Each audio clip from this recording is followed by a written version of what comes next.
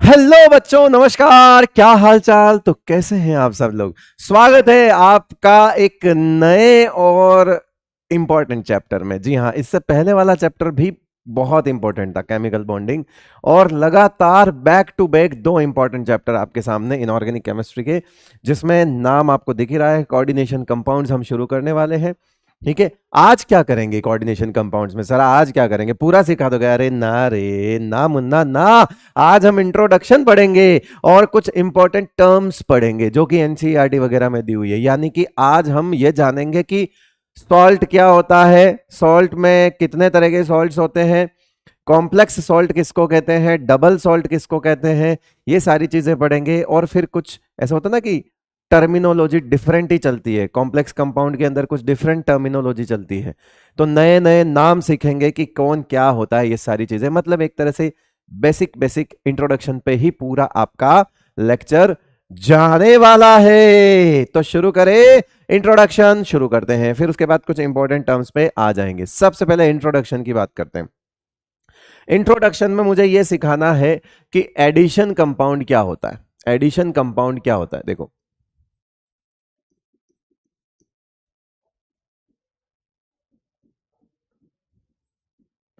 Addition compounds क्या होते हैं? एडिशन कंपाउंड्स क्या होता है पहले ये देखते हैं। नाम से पता चल रहा है कि दो सॉल्ट को मिला लो, दो सॉल्ट को मिला लो, एडिशन हो गया। दो सॉल्ट को मिलाकर एक नया सॉल्ट जो बनता है वो एडिशन होता है। इसका सिंपल मतलब, ठीक है, आप बहुत बड़ी बड़ी किताबों में लैंग्वेज पढ़ोगे, मैं उन सब लैंग्वेजेस की बात नहीं कर रहा हूं। कहीं आपके सामने आए कि बहुत बड़ी बड़ी लैंग्वेजेस नहीं चाहिए भाई, मुझे नहीं चाहिए। मुझे तो इतना बताया कि सब बच्चे को यह समझ आता है कि एडिशन क्या होता है। एडिशन मतलब जोड़ना। तो होता क्या है बेसिकली, मैं आपको बता देता हूं। मैंने मान लो ऐसे लिया सॉल्ट ए, मैंने क्या लिया, सॉल्ट ए, और उसमें एक और सॉल्ट, सॉल्ट तो जानते हो बेटा, एसिड बेस से बना हुआ सॉल्ट तो समझते होंगे। जैसे KCl है तो वो सॉल्ट है, MgCl2 है वो सॉल्ट है, ठीक है, FeCl3 है वो सॉल्ट है। ऐसा मतलब समझ गए, KCN है वो सॉल्ट है। मतलब जो एसिड बेस के बाद जो प्रोडक्ट आता है रिएक्शन के बाद वो क्या होता है? सॉल्ट होता है। तो सॉल्ट ए और सॉल्ट बी को हमने मतलब एक तरह से एक्वस मीडियम में लिया, ये भी एक्वस मीडियम में है, ये भी एक्वस मीडियम में है, और इन दोनों को क्या किया? मिक्स कर लिया। ठीक है, मिक्स करके हमने इनको हीट किया। और हीट कब तक किया? इवापरेशन।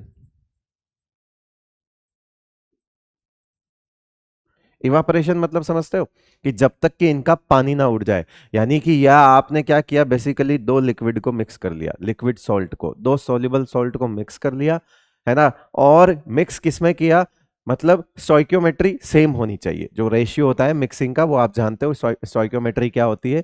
सेम कंपोजिशन में इनको बराबर रेशियो में लेके मिक्स किया, और उसके बाद उनको गर्म करने लगे तब तक जब तक कि इनका सारा पानी नहीं उड़ जाए। जब सारा पानी उड़ गया तो पीछे क्रिस्टल्स बचेंगे। वो जो क्रिस्टल्स होते हैं वो क्रिस्टल्स होते हैं क्रिस्टल्स ऑफ एडिशन कंपाउंड।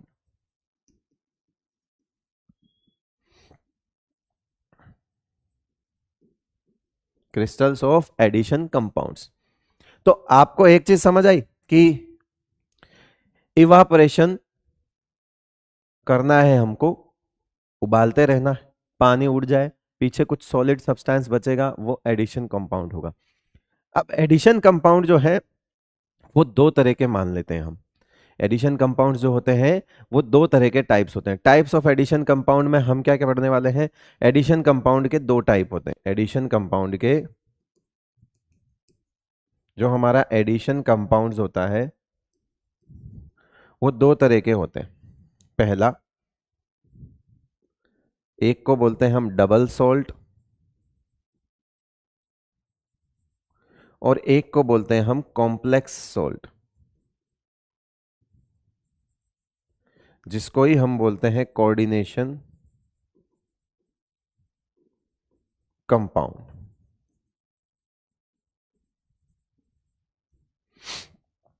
तो कुल मिला के हम यहां, ये पूरा चैप्टर हमारा यहां चलेगा कॉम्प्लेक्स सॉल्ट। यानी हमारा जो पूरा चैप्टर चलेगा ना, वो कहां चलेगा? एडिशन कंपाउंड के दूसरे वाले पार्ट पे, कॉम्प्लेक्स सॉल्ट। लेकिन ठीक है, डबल सॉल्ट के भी कुछ इंपॉर्टेंट एग्जांपल्स होते हैं, तो कुछ तो डिफरेंस होगा। किस बेसिस पे आपने एडिशन कंपाउंड्स को दो भागों में बांट दिया? किस बेसिस पे आपने एडिशन कंपाउंड को यह बोल दिया कि तू एडिशन कंपाउंड तो है लेकिन तू डबल सॉल्ट वाला है? और किस बेसिस पे आपने बोल दिया कि तुम तो है तो एडिशन ही लेकिन तू कॉम्प्लेक्स वाला है? कुछ तो वजह रही होगी। चलो तो इन दोनों के बीच में हम डिफरेंस देख लेते हैं, शायद इन दोनों के डिफरेंस ही हमको बताएंगे कि इन दोनों में फर्क क्या है, क्यों उसको डबल सॉल्ट बोला और क्यों इसको कॉम्प्लेक्स सॉल्ट बोला। डबल सॉल्ट कौन होते हैं और कॉम्प्लेक्स सॉल्ट कौन होते हैं, ये कैसे पता लगता है वो सुनो। अगर अब जो मेरा एडिशन कंपाउंड आया, जैसे मेरे पास जो क्रिस्टल आए एडिशन कंपाउंड के, मैं क्या करूंगा, इस एडिशन कंपाउंड के क्रिस्टल को पानी में फेंक दूंगा, इस एडिशन कंपाउंड के क्रिस्टल्स को पानी में फेंक दूंगा। अब मैं आपको मोटे मोटे तौर पे चीजें सिखा रहा हूं, पहले आगे मैं पूरा क्लासिफिकेशन बता दूंगा, दोनों तरफ चीजें अलग अलग करके बता दूंगा अगली स्लाइड पे। पहले मेरी बात सुन लो, मैं कह रहा हूं कि यूं समझो कि इससे और इससे बनी हुई एक चीज है, ठीक है, बन गई सर, बन गई। अब आप जो ये नई चीज बनी है इसको आप वापस पानी में फेंको, इसको आप वापस पानी में क्या करोगे, फेंकोगे। अब वापस पानी में फेंकने पर दो तरीके के ऑब्जर्वेशन आएंगे। एक तो वो ऑब्जर्वेशन कि ये जिससे बना था उन सारे पार्ट में वापस डिवाइड हो जाए, मतलब जैसे जैसे ये बना था, जिन जिन आयंस से ये बना था, पानी में फेंकने के बाद ये सारे उन आयंस में वापस टूट जाए, यानी जिसको बोलते हैं कंप्लीटली डिसोसिएट हो जाना। क्या बोलते हैं बेटा इसको, कंप्लीटली डिसोसिएट हो जाना। एक तो ये कंडीशन हो सकती है। दूसरी कंडीशन ये हो सकती है कि ये पूरी तरह से ना टूटे, यानी कि during the formation of addition compound, जब ये कंपाउंड बना, क्रिस्टल्स बने, तो कुछ इस तरह की रिएक्शन हुई कि आपने जब किसी को मान लो वापस किसी एडिशन कंपाउंड को पानी में फेंका, तो जरूरी नहीं कि वो अपने सारे आयंस में वापस ब्रेक हो जाए, कुछ नए तरह के आयंस दिखने लगे आपको, है ना, कुछ टूट जाए, कुछ नहीं टूटे, पार्शियली डिसोसिएट हो जाए, या यूं कहें कंप्लीटली डिसोसिएट ना हो। तो दो ऑब्जर्वेशन जो मेजरली हमारे पास आते हैं वो आते हैं कि अगर किसी एडिशन कंपाउंड को वापस पानी में फेंकने पर वो पूरी तरह से डिसोसिएट हो जाता है तो उसे कहा जाता है डबल सॉल्ट। उसे क्या कहा जाता है बेटा, डबल सॉल्ट। और अगर पूरी तरह से डिसोसिएट नहीं होता है तो ये तो कॉम्प्लेक्स वाली बात हो गई, इट्स कॉम्प्लिकेटिंग टाइप की, मतलब अंदर कुछ न कुछ चला है जिसकी वजह से जो हम एक्सपेक्ट कर रहे थे वो नहीं हुआ। यानी हम चाहते थे कि जिनसे बना है वापस टूट जाए उन सब में, अगर टूट जाता है तो डबल सॉल्ट, अगर नहीं टूटता है तो फिर कॉम्प्लेक्स सॉल्ट। नाम में ही कॉम्प्लेक्स है, मतलब कुछ नया होता है वहां पे। तो सबसे पहला ऑब्जर्वेशन हमारे पास आता है, सबसे पहला ऑब्जर्वेशन, सबसे पहला ऑब्जर्वेशन हमारे पास क्या आता है बताओ। सबसे पहला कि अगर मैं किसी सॉल्ट को पानी में फेंकूं, एडिशन सॉल्ट को, तो हम उस बेसिस पे क्या क्या ऑब्जर्वेशन ले सकते हैं, ये हम अगली स्लाइड पे आओ देखते हैं। अगली स्लाइड में हम यही चीज आपको दिखाने वाले हैं कि अगर मैं इधर लिख दूं डबल सॉल्ट और यहां लिख देता हूं मैं कॉम्प्लेक्स सॉल्ट, ठीक है भाई, दोनों के अंदर क्या फर्क है, मेजर फर्क मैंने बता ही दिया, और क्या क्या चीजें जो होगी वो सब उससे रिलेटेड है। अभी आपको समझ आ जाएगा कॉम्प्लेक्स सॉल्ट और डबल सॉल्ट में क्या फर्क है। एक मिनट देना मेरे को।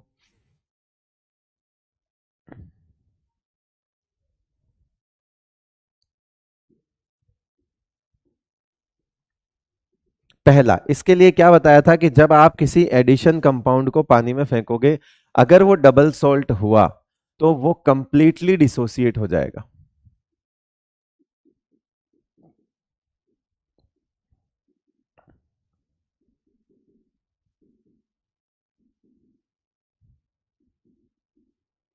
पानी के अंदर कंप्लीटली डिसोसिएट हो जाएगा, जबकि ये चीज नहीं होगी। तो इसके लिए क्या लिखेंगे, do not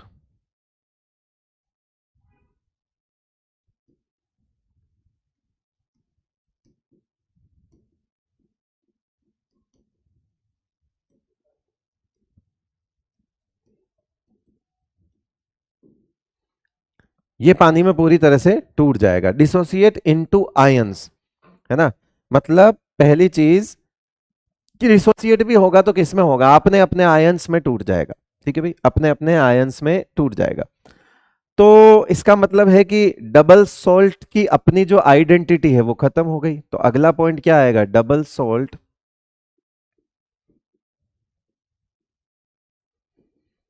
lose their identity in water या in aqueous medium। जब आपने कहा कि पानी में डालने के बाद ये पूरी तरह से टूट जाता है, तो इसका मतलब है जो चीज पूरी तरह से टूट गई, तितर बितर हो गई, छितर बितर हो गई, तो उसकी पहचान कहां बची फिर? तो डबल सोल्ट ने अपनी पहचान खो दी। जो पूरी तरह से नहीं टूटा, वो मैं यहां पर बोल सकता हूं कि यहां पर जो है कॉम्प्लेक्स सॉल्ट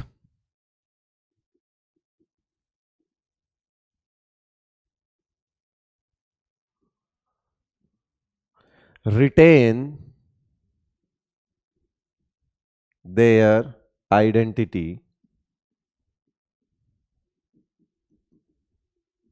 ठीक है, कॉम्प्लेक्स सॉल्ट अपनी आइडेंटिटी को रिटेन कर लेते हैं एक्वस सॉल्यूशन में।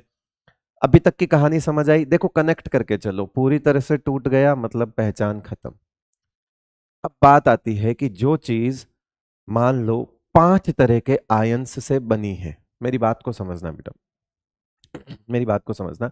एक चीज है जो 5 तरह की चीजों से बनी हुई है, लेकिन उन पांचों को मिलाकर एक नई चीज बनी थी जिसको बोलता हमने डबल सॉल्ट। हमने डबल सॉल्ट को पानी में डाला, वो पांचों अलग अलग हो गए फिर से। अब जब तक पांचों एक थे, एक नई पहचान थी, वो तो खो दी, वो तो खत्म हो गई, वो तो खो दी। ठीक है, खत्म हो गया वो तो।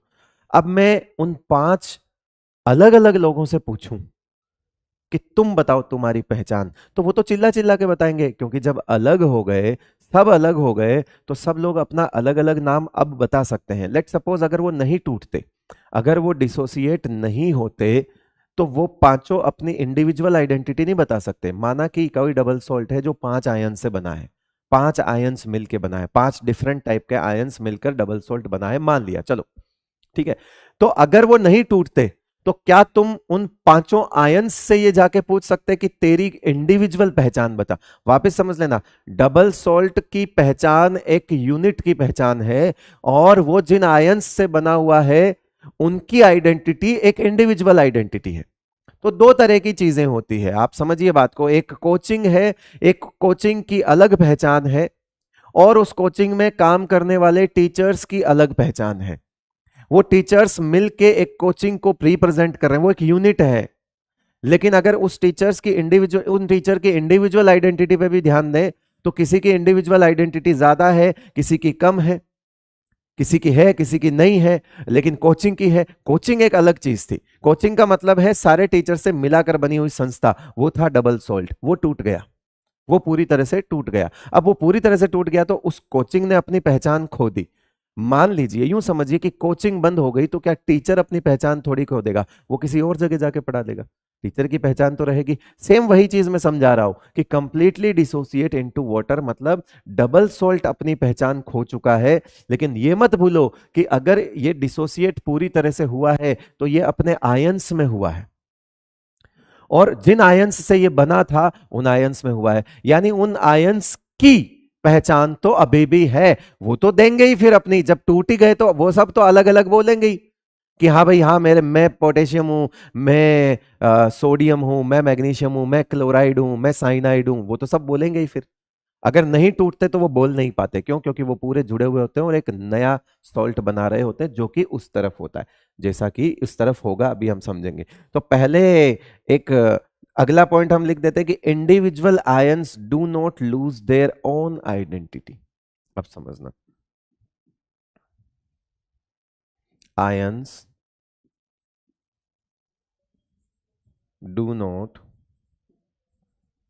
Loose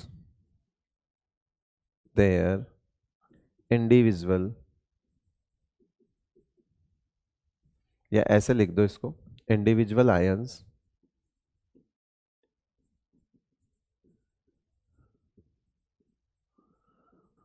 do not lose their own identity.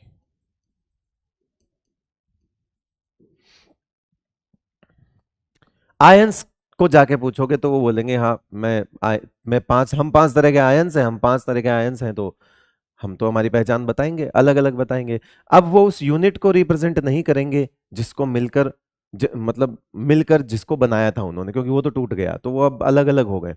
अलग अलग हो गए तो इसका मतलब है कि फिर यहां पे उल्टा हुआ होगा। यहां पे देखो पूरी तरह से नहीं टूटा, जब पूरी तरह से नहीं टूटा तो इसका मतलब है कि और उस नई चीज ने अपनी आइडेंटिटी को रिटेन भी किया है। तो इसका मतलब है सारे आयंस ये नहीं बोल सकते कि हम क्या है, सारे आयंस नहीं बोल सकते। इसका मतलब है हर आयन वहां पे अपना इंडिविजुअल जो है वो क्या बोलते हैं आइडेंटिटी बता सकता है, लेकिन यहां पर नहीं बता सकता। तो यहां पे क्या लिखोगे आप, ions lose their own identity. इस केस में क्या हो जाएगा, ions lose their own identity.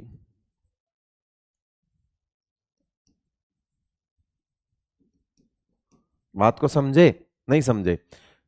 तुम ये समझो एक यूनिट है जो कि डिफरेंट आयंस से बनी है। अगर वो यूनिट पूरी टूट गई तो आयंस तो जिंदा है, वो अपनी पहचान थोड़ी खोए, वो तो है ही। और अगर कोई यूनिट पूरी तरह से नहीं टूटी तो इसका मतलब है सारे आयंस सेपरेट नहीं हुए। तो अब इंडिविजुअल आयन की कोई पहचान नहीं है ना, आप समझो बात को। वो तो अब एक कॉम्प्लेक्स को रिप्रेजेंट कर रहा है, और कॉम्प्लेक्स को रिप्रेजेंट कर रहा है तो मतलब इंडिविजुअल आयंस की पहचान क्या हो गई, खत्म हो गई। तो ions lose their own identity. उस केस में आयंस अलग ही हो गए सारे, तो फिर उनकी पहचान बनी रह गई। इसमें सारे अलग नहीं हुए तो उनकी पहचान उन्होंने खो दी। बात तो समझ आ रही है? अब अगर इस केस में क्या होगा, इस केस में क्या होगा जरा बताओ। अगर वो आयंस अलग अलग ही हो गए तो आप इस वाले सॉल्यूशन में उन सारे आयंस का टेस्ट कर सकते हो। तो यहां पे क्या लिख सकते हो, ईच आयन है ना, each ion will give positive charge, ऐसा लिख सकते हो, ईच आयन गिव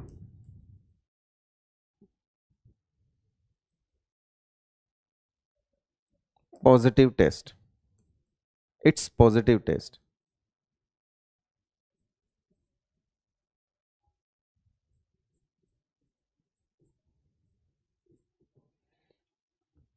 मतलब आयंस के टेस्ट सॉल्ट एनालिसिस वगैरह में, है ना, स्कूल्स में आपने किए होंगे, हम भी करेंगे।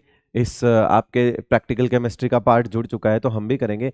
आयंस के टेस्ट कौन से होते हैं, कैटायन के टेस्ट अलग होते हैं, एनायंस के टेस्ट अलग होते हैं। अगर आप इस सैंपल पे सब डबल सोल्ट को पानी में फेंका और उस एक्वस सॉल्यूशन में आप डिफरेंट डिफरेंट आयंस के टेस्ट करते हो तो सारे आयंस अपने टेस्ट देंगे, क्योंकि सारे आयंस अपनी पहचान बता रहे हैं, अलग अलग आयंस है। तो इस केस में हम यहां क्या लिख सकते हैं, है ना, यहां पे क्या लिख सकते हैं कि ions do not give positive test.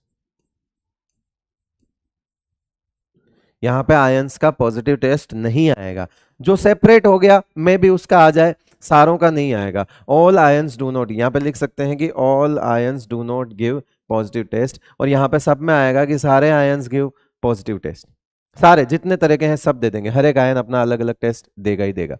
ठीक है, ये मेन चीज है। तो ये चार डिफरेंस हैं और ये सारे डिफरेंस कनेक्टेड हैं। आप प्लीज इनको चार अलग पॉइंट ना माने। और पहली बात, आप उसका तो याद करने की जरूरत नहीं, आप एक तरफ याद करो, उसका उल्टा वो है। पहली चीज, जो पूरी तरह से टूट गया उसने अपनी पहचान खो दी, खत्म। जिसने अपनी पहचान खो दी, अब पूरी तरह से टूट गया तो किस में टूटा, आयंस में टूटा, तो सारे आयंस अपनी पहचान जिंदा रखेंगे। फिर यहाँ दो लोगों की पहचान की बात हो रही है, एक कोचिंग की और उसके टीचर्स की, इंडिविजुअल और एज ए यूनिट। यूनिट की खत्म हो गई, इंडिविजुअल है। इंडिविजुअल है तो इंडिविजुअल के टेस्ट पॉजिटिव आएंगे। उल्टा इधर देखो, पूरी तरह से नहीं टूटा, यूनिट खत्म नहीं हुई, यूनिट खत्म नहीं हुई तो आयन सेपरेट नहीं हुए, यूनिट खत्म नहीं हुई तो इंडिविजुअल अपना टेस्ट नहीं देंगे पूरी तरह से। ये आप समझ गए बात? ओके। तो ये कॉम्प्लेक्स सॉल्ट और डबल सॉल्ट में ये फर्क होता है। कुछ एग्जाम्पल देख लेते हैं। कॉम्प्लेक्स सॉल्ट के तो हमको पूरा चैप्टर ही पढ़ना है, कॉम्प्लेक्स सॉल्ट में तो हमको पूरा चैप्टर ही पढ़ना है। बात आती है कि हम एग्जाम्पल की बात करते हैं तो पहले डबल सॉल्ट के एग्जाम्पल देख लेते हैं।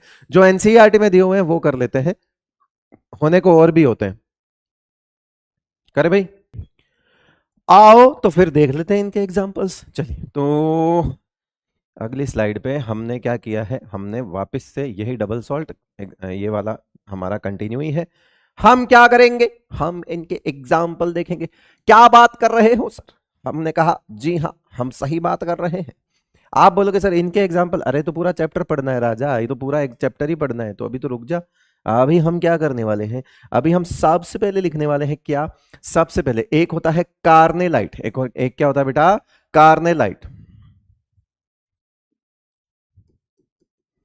कार्नेलाइट एग्जाम्पल नंबर 1, कार्नेलाइट क्या होता है, KCl.MgCl2.6H2O, ये कार्नेलाइट का फॉर्मूला होता है। दूसरा एग्जाम्पल, एग्जाम्पल नंबर 2 कौन सा होगा, एग्जाम्पल नंबर 2 आपका मोहर्स सॉल्ट होगा। क्या होगा बेटा, Mohr's salt, Mohr's salt. Example number 2 पे क्या देखेंगे हम, मोहर्स सॉल्ट।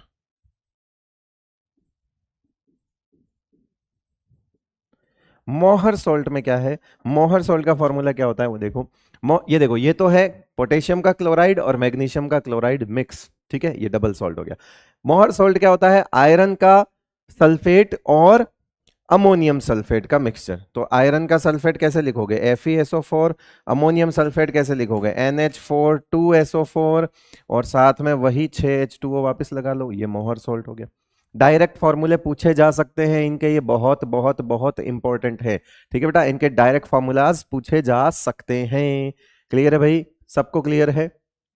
अब सुनो मेरी बात, एक और एग्जांपल करके दें, एक और देख लेते हैं। Example number 3, potash alum. Alums जो हैं वो हमारे सिलेबस में पहले एस ब्लॉक वगैरह में हम पढ़ लेते थे, बट अब नहीं है, तो सिर्फ एक पोटाश एलम रह गया। डबल सोल्ट का एक एग्जांपल याद रखो, डायरेक्ट पूछे जाएंगे इन तीनों के फॉर्मूले अगर पूछे जाएंगे। पोटाश एलम क्या होता है, पोटेशियम सल्फेट होता है और एल्यूमिनियम का सल्फेट होता है, ठीक है, पोटेशियम सल्फेट होता है। पोटेशियम सल्फेट का फॉर्मूला क्या लिखोगे, AK2SO4।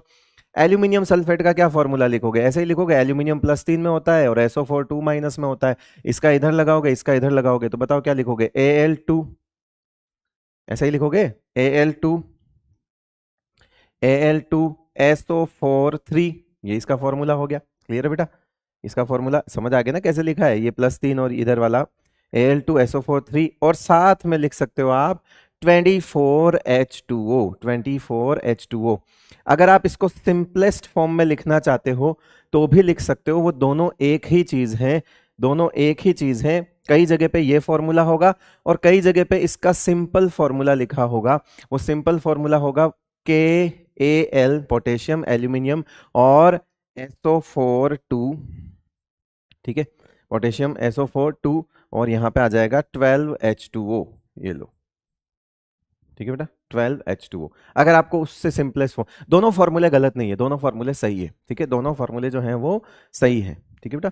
कुल मिला के इसका +1, इसका +3, कितना हो गया, +4। +4 को सेटिस्फाई करने के लिए -4 चाहिए। एक सल्फेट पे -2 होता है तो 2 सल्फेट लगा देंगे, -4 हो जाएगा, ये बैलेंस हो गया, प्लस माइनस, और साथ में 12H2O लिख दो। ये और ये दोनों फॉर्मूले सही है, जैसा आपको ठीक लगे वैसा समझ सकते हो, ये इनके फॉर्मूले हैं, ठीक है। तो डबल सॉल्ट में NCERT में आपको ये वाले फॉर्मूले दिए हुए हैं। सर कॉम्प्लेक्स सॉल्ट में, अरे तो भाई कॉम्प्लेक्स सॉल्ट तो पूरा ही पढ़ना है राजा, कॉम्प्लेक्स सॉल्ट तो हमको क्या करना है, पूरा ही पढ़ना ही है, पूरा ही पढ़ना है।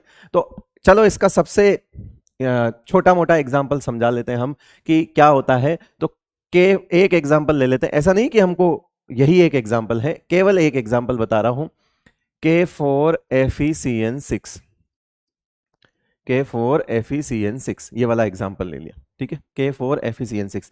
ये किस तरह से बना होता है, ये कुछ इस तरह से है कि 4K+ ऐसे होंगे, है ना, और FeCN6 के ऊपर 4- होगा, ये इस तरह से देता है, जैसे 4K+, है ना, और ये तो इसको कैसे लिखेंगे, K4FeCN6, इस तरह से लिखेंगे, K4FeCN6, ये ऐसा होगा, 4K+ और ये 4- हो गया बैलेंस, ठीक है, 4+, क्योंकि एक पे एक प्लस तो 4+ और 4- ही बैलेंस हो गया।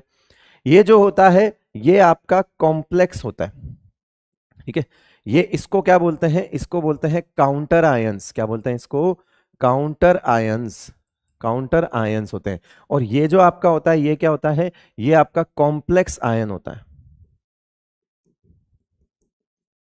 भाई दो आयन है, ये केटायन है, ये एनायन है। सर काउंटर आयन हमेशा केटायन होगा क्या, जरूरी नहीं है। काउंटर आयन हमेशा कैटायन होगा ऐसा जरूरी नहीं है। काउंटर आयन एनायन भी हो सकता है। काउंटर आयन एनायन कब होगा? जब कॉम्प्लेक्स कैटायन होगा। हो सकता हो किसी डब्बे पर यहां बाहर पॉजिटिव चार्ज हो, उसको बोलेंगे बेटा कॉम्प्लेक्स कैटायन।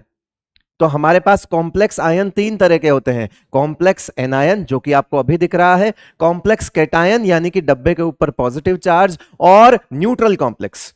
तो जो कॉम्प्लेक्स यानी डब्बे के ऊपर कोई चार्ज नहीं होगा, इसका मतलब है उसके पास कोई काउंटर आयंस नहीं होंगे, ना इधर ना उधर। तो जब कभी भी ये डब्बा नेगेटिवली चार्ज होगा तो उसको बोलेंगे कॉम्प्लेक्स एनायन, एनायनिक कॉम्प्लेक्स। क्या बोलेंगे उसको? जब नेगेटिवली चार्ज डब्बा होता है तो उसको बोलते हैं एनायनिक कॉम्प्लेक्स।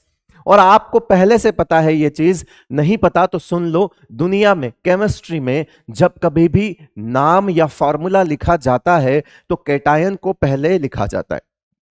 आप कभी भी ClNa नहीं लिखते हो, आप NaCl लिखते हो। क्यों? क्योंकि वो प्लस है, ये माइनस है।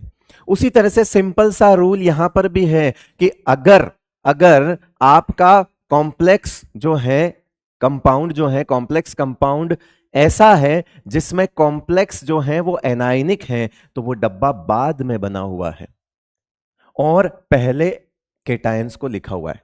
ये केटायन को रिप्रेजेंट कर रहा है पोटेशियम, इसलिए इस डब्बे के इस तरफ है स्टार्टिंग में।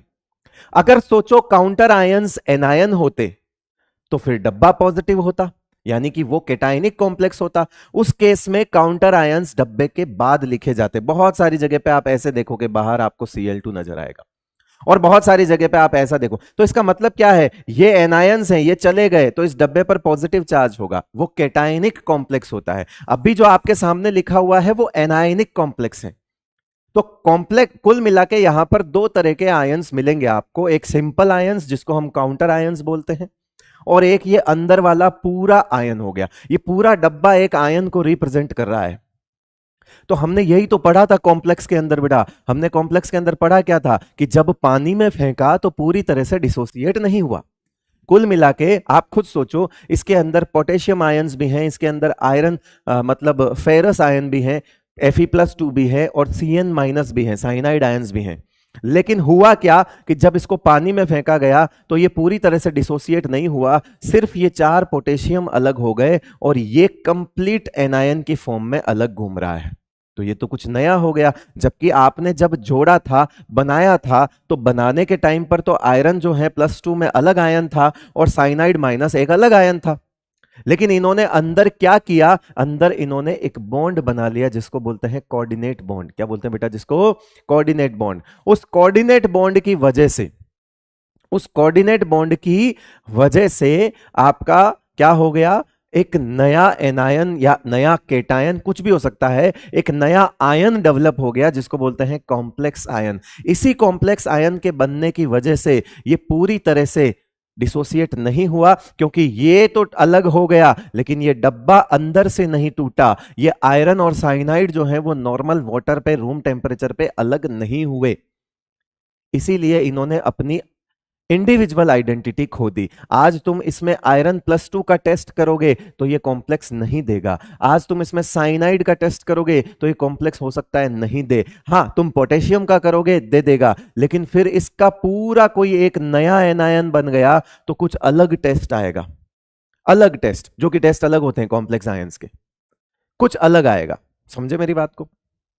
तो चीज क्या हुई है? चीज ये हुई है कि सर, इसका मतलब ये हुआ कि यहां पर कुछ तो अंदर हुआ है जिस वजह से इन दोनों के बीच में बेहतरीन बॉन्डिंग हो गई। और वो बेहतरीन बॉन्डिंग किस वजह से हुई वो सुनो। अब मैं बना रहा हूं कि जो आयरन आपका +2 है उसके पास वैकेंट d ऑर्बिटल्स होते हैं, तो साइनाइड, 6 साइनाइड उसको ऑक्टाहेड्रल वे में कोऑर्डिनेट बॉन्ड बना लेते हैं। 6 साइनाइड उसको ऑक्टाहेड्रल वे में क्या बना लेते हैं बेटा? Coordinate bond. यानी कि यहां पे cyanide Cn-, Cn-, Cn-, Cn-, और यहां पे Cn-। ये लो, ये बेसिकली इस तरह से दिखता है पूरा, ऐसे दिखेगा ये 6 साइनाइड आयन।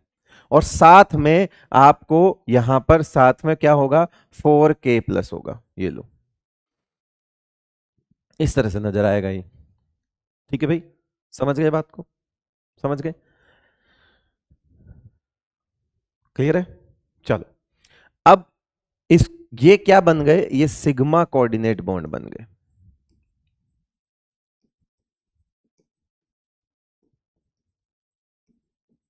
ये क्या है, सिग्मा कोऑर्डिनेट बॉन्ड्स है। ये सिग्मा कोऑर्डिनेट बॉन्ड की वजह से ही इनको क्या बोला जाता है, कोऑर्डिनेशन कंपाउंड भी बोला जाता है। क्या बोला जाता है इनको, कोऑर्डिनेशन कंपाउंड्स।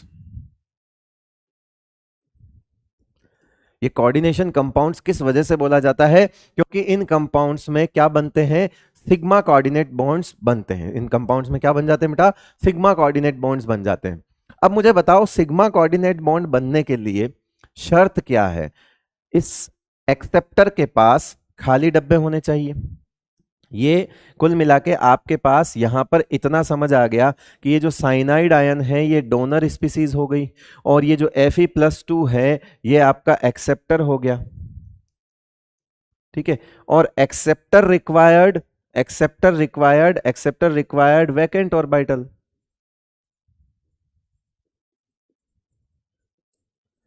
कोऑर्डिनेट बॉन्ड है, कोऑर्डिनेट बॉन्ड का मतलब तो यही होता है ना, ये अपना खाली डब्बा देगा, ये अपना लोन पेयर देगा। तो इसका मतलब है एक के पास खाली डब्बा, जो एक्सेप्टर है उसके पास वैकेंट ऑर्बिटल तो होना चाहिए। तो हाँ, यहां से एक सवाल पैदा होता है, और वो सवाल आपको सवाल की फॉर्म में ही करवा देते हैं। ये आप नोट कर लिया बेटा, वो सवाल सवाल की फॉर्म में ही करवा देते हैं। एक बहुत अच्छा सवाल है यहां पर, why D block metals form more number of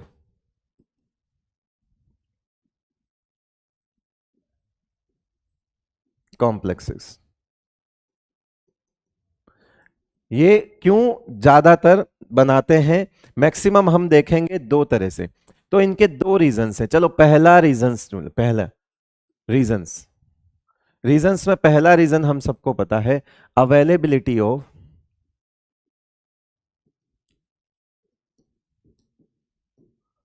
vacant orbitals. हमको पता है कोऑर्डिनेशन कंपाउंड है ना, कोऑर्डिनेशन कंपाउंड चाहिए, कोऑर्डिनेशन कंपाउंड है, कोऑर्डिनेट बॉन्ड चाहिए। वैकेंट ऑर्बिटल क्या होना चाहिए बेटा, वैकेंट ऑर्बिटल होना चाहिए या नहीं होना चाहिए। तो यहां पर पहली चीज आएगी कि यस, वैकेंट ऑर्बिटल होना चाहिए। दूसरी चीज हमने ये पढ़ा है, कहां पढ़ा है, फजान रूल में पढ़ा है। फजान रूल में पढ़ा है कि डी ब्लॉक जो आयंस होते हैं, डी ब्लॉक आयंस का फाई जो होता है वो ज्यादा होता है। ये क्या होते हैं, हाई फाई होते हैं। और हाई फाई होने का कारण क्या है, डी ब्लॉक आयंस जो है, एक काम करते हैं इसको ऐसे समझ लेते हैं, डी ब्लॉक आयंस जो होते हैं वो स्मॉल साइज होते हैं। क्या होते हैं बेटा, स्मॉल साइज, जिसकी वजह से क्या होता है, उनका हाई फाई नेचर होता है। हाई फाई नेचर होता है, और हाई फाई नेचर होने की वजह से जो नेचर ऑफ बॉन्डिंग है वो कैसी हो जाती है, कोवेलेंट। कैसी नेचर हो जाती है, कोवेलेंट कैरेक्टर इंक्रीज होते हैं, है ना, कोवेलेंट कैरेक्टर इंक्रीज हो जाएंगे, और नेचर ऑफ बॉन्डिंग कैसी हो जाएगी बेटा, कोवेलेंट हो जाएगी। और कोवेलेंट में ऑब्वियसली जो कोवेलेंट है वो किस तरह का, कोऑर्डिनेट क्या होता है बेटा, कोऑर्डिनेट कोवेलेंट ही तो बॉन्ड होता है, अनइक्वल शेयरिंग से बना हुआ कोवेलेंट होता है। भाई कोवेलेंट का मतलब होता है शेयरिंग से बना हुआ बॉन्ड, जो अनइक्वल शेयरिंग से बने वो कोऑर्डिनेट बॉन्ड। ठीक है, हो तो शेयरिंग रही है, कोऑर्डिनेट की जाति कोवेलेंट ही है बेटा। कोऑर्डिनेट कोवेलेंट का एक अलग तरीका है, टाइप ऑफ फॉर्मेशन, और ये मैंने आपको केमिकल बॉन्डिंग में इससे पहले वाले चैप्टर में बहुत अच्छे से चीजें समझाई हुई है, कोई दिक्कत वाली बात नहीं है। तो मेरे ख्याल से आपको दो रीजंस मिल गए, वो क्वेश्चन आपका कंप्लीट हो गया, आंसर्स आपको यहां मिल गए। दो रीजंस हैं, पहला क्या, अवेलेबिलिटी ऑफ वैकेंट ऑर्बिटल्स, और दूसरा क्या, डी ब्लॉक आयंस की साइज जो होती है वो स्मॉल साइज होती है, जिसकी वजह से उनका हाई फाई नेचर होता है। Hi fi nature will support, है ना, किस नेचर में, बॉन्डिंग के कोवेलेंट नेचर में सपोर्ट करेगा। और हम खुद भी यही देख रहे हैं कि साइनाइड और आयरन के बीच में जो इंटरेक्शन है वो आयनिक टाइप का इंटरेक्शन नहीं रहा, वो तो कोऑर्डिनेट बॉन्ड बन गया। अब कोऑर्डिनेट बॉन्ड का मतलब तो कोवेलेंट बॉन्ड होता है। अब कोवेलेंट नेचर छोड़ो, आप तो बॉन्ड ही कोवेलेंट बन गया। इसका मतलब सोचो, इसका फाई ज्यादा होगा, इसका फाई इतना ज्यादा हो कि नेचर, जो बॉन्डिंग की नेचर है, जो बॉन्ड के नेचर है, वो कैसा हो जाए, वो क्या हो जाए, वो आपका कोवेलेंट ही हो जाए। That's it. तो दो रीजंस आपको क्लियर हुए, है ना। और इसको नोट करो फटाफट, अगले इस क्वेश्चन को नोट करो, जस्ट यहीं पर नोट करो, ठीक है। उसके बाद हम आगे बढ़ते हैं। चलिए, तो अब हम बात, देखो हमने हमारा इंट्रोडक्शन वाला पार्ट बेसिकली कर लिया, अब हम इंपॉर्टेंट टर्म्स की तरफ बढ़ेंगे। तो हम एक एग्जांपल लेते हैं और उसी को पूरा समझ लेते हैं। लाइक हमने लिखा K4, वही वाला ले लेते हैं। फिर हमने यहाँ पे एक ब्रैकेट बनाया, फिर हमने लिखा Fe, फिर हमने लिखा Cn, फिर हमने यहाँ पे नंबर दे दिए Cn6, इस तरह से। अब इसके अंदर सारी चीजें समझते हैं कि एक कॉम्प्लेक्स के अंदर क्या क्या होता है। एक कॉम्प्लेक्स के अंदर क्या क्या होता है, इसको बोलते हैं बाहर। इसके और इसके बीच में कौन सा बॉन्ड है बेटा, आयनिक बॉन्ड है। इसके बीच के बीच में कौन सा बॉन्ड है, आयनिक बॉन्ड है। तो इसको बोला जाता है, इस बाहर वाले को बोला जाता है आयोनिक स्फीयर। क्या बोला जाता है, आयोनिक स्फीयर। ठीक है, मतलब काउंटर आयंस वाला। इनको क्या बोलते हैं, आयनिक स्फीयर। मतलब डब्बे के दोनों तरफ हो सकते हैं। अगर ये एनायन है तो ये इस तरफ होंगे, ये केटायन है तो ये इस तरफ है। तो अभी हमने इनको केटायन ले रखा है तो केटायन पहले लिखते हैं, डब्बा पूरा आपका एनायन है। इसको बोलते हैं क्या, कोऑर्डिनेशन स्फीयर। क्या बोलते हैं इसको, इसको पूरे को क्या बोलते हैं, कोऑर्डिनेशन स्फीयर।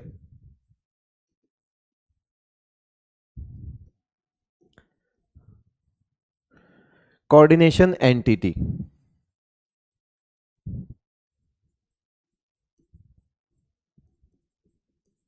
कोऑर्डिनेशन स्फीयर कह लो, कोऑर्डिनेशन एंटिटी कह लो। क्यों, क्योंकि इस एंटिटी और इस स्फीयर के अंदर क्या है, कोऑर्डिनेशन, कोऑर्डिनेट बॉन्ड है। दूसरा, अब जो कोऑर्डिनेट बॉन्ड है वो किस किस के बीच में होगा, डोनर और एक्सेप्टर के बीच में। तो जैसे मैंने यहां पर ये जो ले लिया अपना, इसको इसको बोलते हैं बेटा क्या, सेंट्रल मेटल एटम। सेंट्रल, क्या बोलते हैं इसको, छोटे शब्दों में लिखें अगर हम इसको ऐसे लिखें तो इसको बोला जाता है CMI। क्या बोल सकते हैं इसको, और CMA। हम आगे जाके ये देखेंगे कि हो सकता हो ये पॉजिटिवली चार्ज्ड ना हो, न्यूट्रल में भी कई बार ये कॉम्प्लेक्स बना लेते हैं, क्योंकि कोऑर्डिनेट बॉन्ड बनाने के लिए तो वैकेंट ऑर्बिटल चाहिए, जाहिर सी बात है। ठीक है, तो वैकेंट ऑर्बिटल तो न्यूट्रल में भी मिल सकते हैं, तो इसलिए CMI और CMA भी बोलते हैं। तो इसका मतलब क्या होता है, इसका होता है सेंट्रल, सेंट्रल मेटल आयन और एटम। CMA CMI। ठीक है, जनरली CMI लिख दिया जाता है, बट ये अंडरस्टूड होती है ये चीज कि ठीक है, अगर न्यूट्रल होगा तो हम उसको आयन नहीं बोलेंगे, तो सेंट्रल मेटल एटम हो जाएगा। क्या ये एक्सेप्टर स्पीसीज होती है, क्या ये एक्सेप्टर स्पीसीज होती है, ये क्या इलेक्ट्रॉन पेयर एक्सेप्ट करता है बेटा, ये इलेक्ट्रॉन पेयर एक्सेप्टर होता है। ये क्या होता है बेटा, इलेक्ट्रॉन पेयर एक्सेप्टर होता है। इसीलिए ये लुईस एसिड का काम करता है। ये कैसा काम करता है, लुईस एसिड का काम। एक्सेप्टर ए से, एक्सेप्टर ए से एसिड सिखाया हुआ है, तो ये इलेक्ट्रॉन पेयर एक्सेप्टर होता है। अब बात आती है कि ये कौन है, फिर ये, इनके बारे में बताओ। ये क्या है आपके पास, ये वाले, ये देखो, ये जो आपको दिख रहे हैं ये वाले, ये हैं आपके क्या, लाइगेंड्स। लाइगेंड्स बोल दो, लिगेंड्स बोल दो। इस आई को आप भी जानते हो, आई और ई दोनों बोलते हैं, लिगेंड्स बोल दो। ठीक है, ये क्या है, लिगेंड्स। ये होते हैं इलेक्ट्रॉन पेयर डोनर, है ना। क्या होते हैं ये, इलेक्ट्रॉन पेयर डोनर स्पीसीज, है ना, इलेक्ट्रॉन पेयर डोनर स्पीसीज। ठीक है, ये इलेक्ट्रॉन पेयर डोनर स्पीसीज है, ये लिगेंड्स होते हैं। तो लिगेंड्स कौन है, जो कोऑर्डिनेट बॉन्ड बना रहे हैं किसके साथ, सेंट्रल मेटल आयन के साथ, याद रहेगा बेटा। और ये सेंट्रल मेटल आयन और लिगेंड्स कौन सी एंटिटी में है, तो ये है हमारे कोऑर्डिनेशन स्फीयर में, कोऑर्डिनेशन एंटिटी में। तो ये कुछ बेसिक टर्म्स हैं जो आपको बार बार याद आएंगी। काउंटर आयंस बोल देंगे, कोऑर्डिनेशन स्फीयर बोल देंगे, कोऑर्डिनेशन CMI बोलूंगा, लिगेंड्स बोलूंगा, तो बार बार नहीं बताऊंगा। यही सब चीजें NCERT में लिखी हुई है। अच्छा, एक चीज और, ये आपका क्या होता है, कॉम्प्लेक्स आयन। ठीक है, ऐसे समझो कि यहां पर हम कॉम्प्लेक्स आयन जो होता है हमारा, एक काम करते हैं, कोऑर्डिनेशन कंपाउंड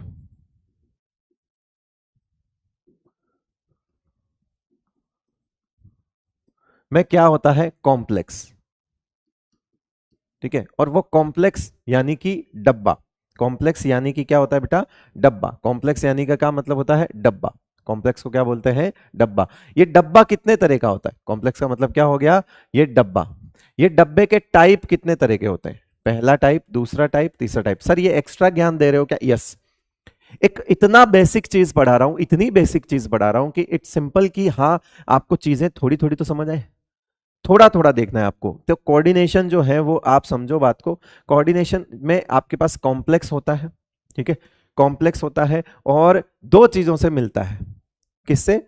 एक तो आयोनाइजेशन स्फीयर और एक कोऑर्डिनेशन स्फीयर। काउंटर आयंस और कॉम्प्लेक्स आयन, दो तरह के आयंस होते हैं, काउंटर आयंस और कॉम्प्लेक्स आयन। जब जब आपका इसको बोलते हैं कैटाइनिक कॉम्प्लेक्स। एक होता है चलो पहले एनाइनिक ले लो, एनाइनिक कॉम्प्लेक्स, ठीक है। दूसरा होता है आपका cationic complex.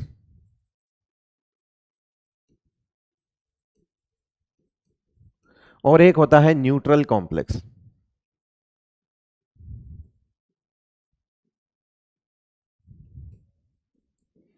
Anionic complex, cationic complex और न्यूट्रल कॉम्प्लेक्स।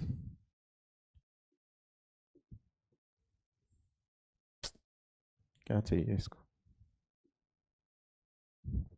हम्म।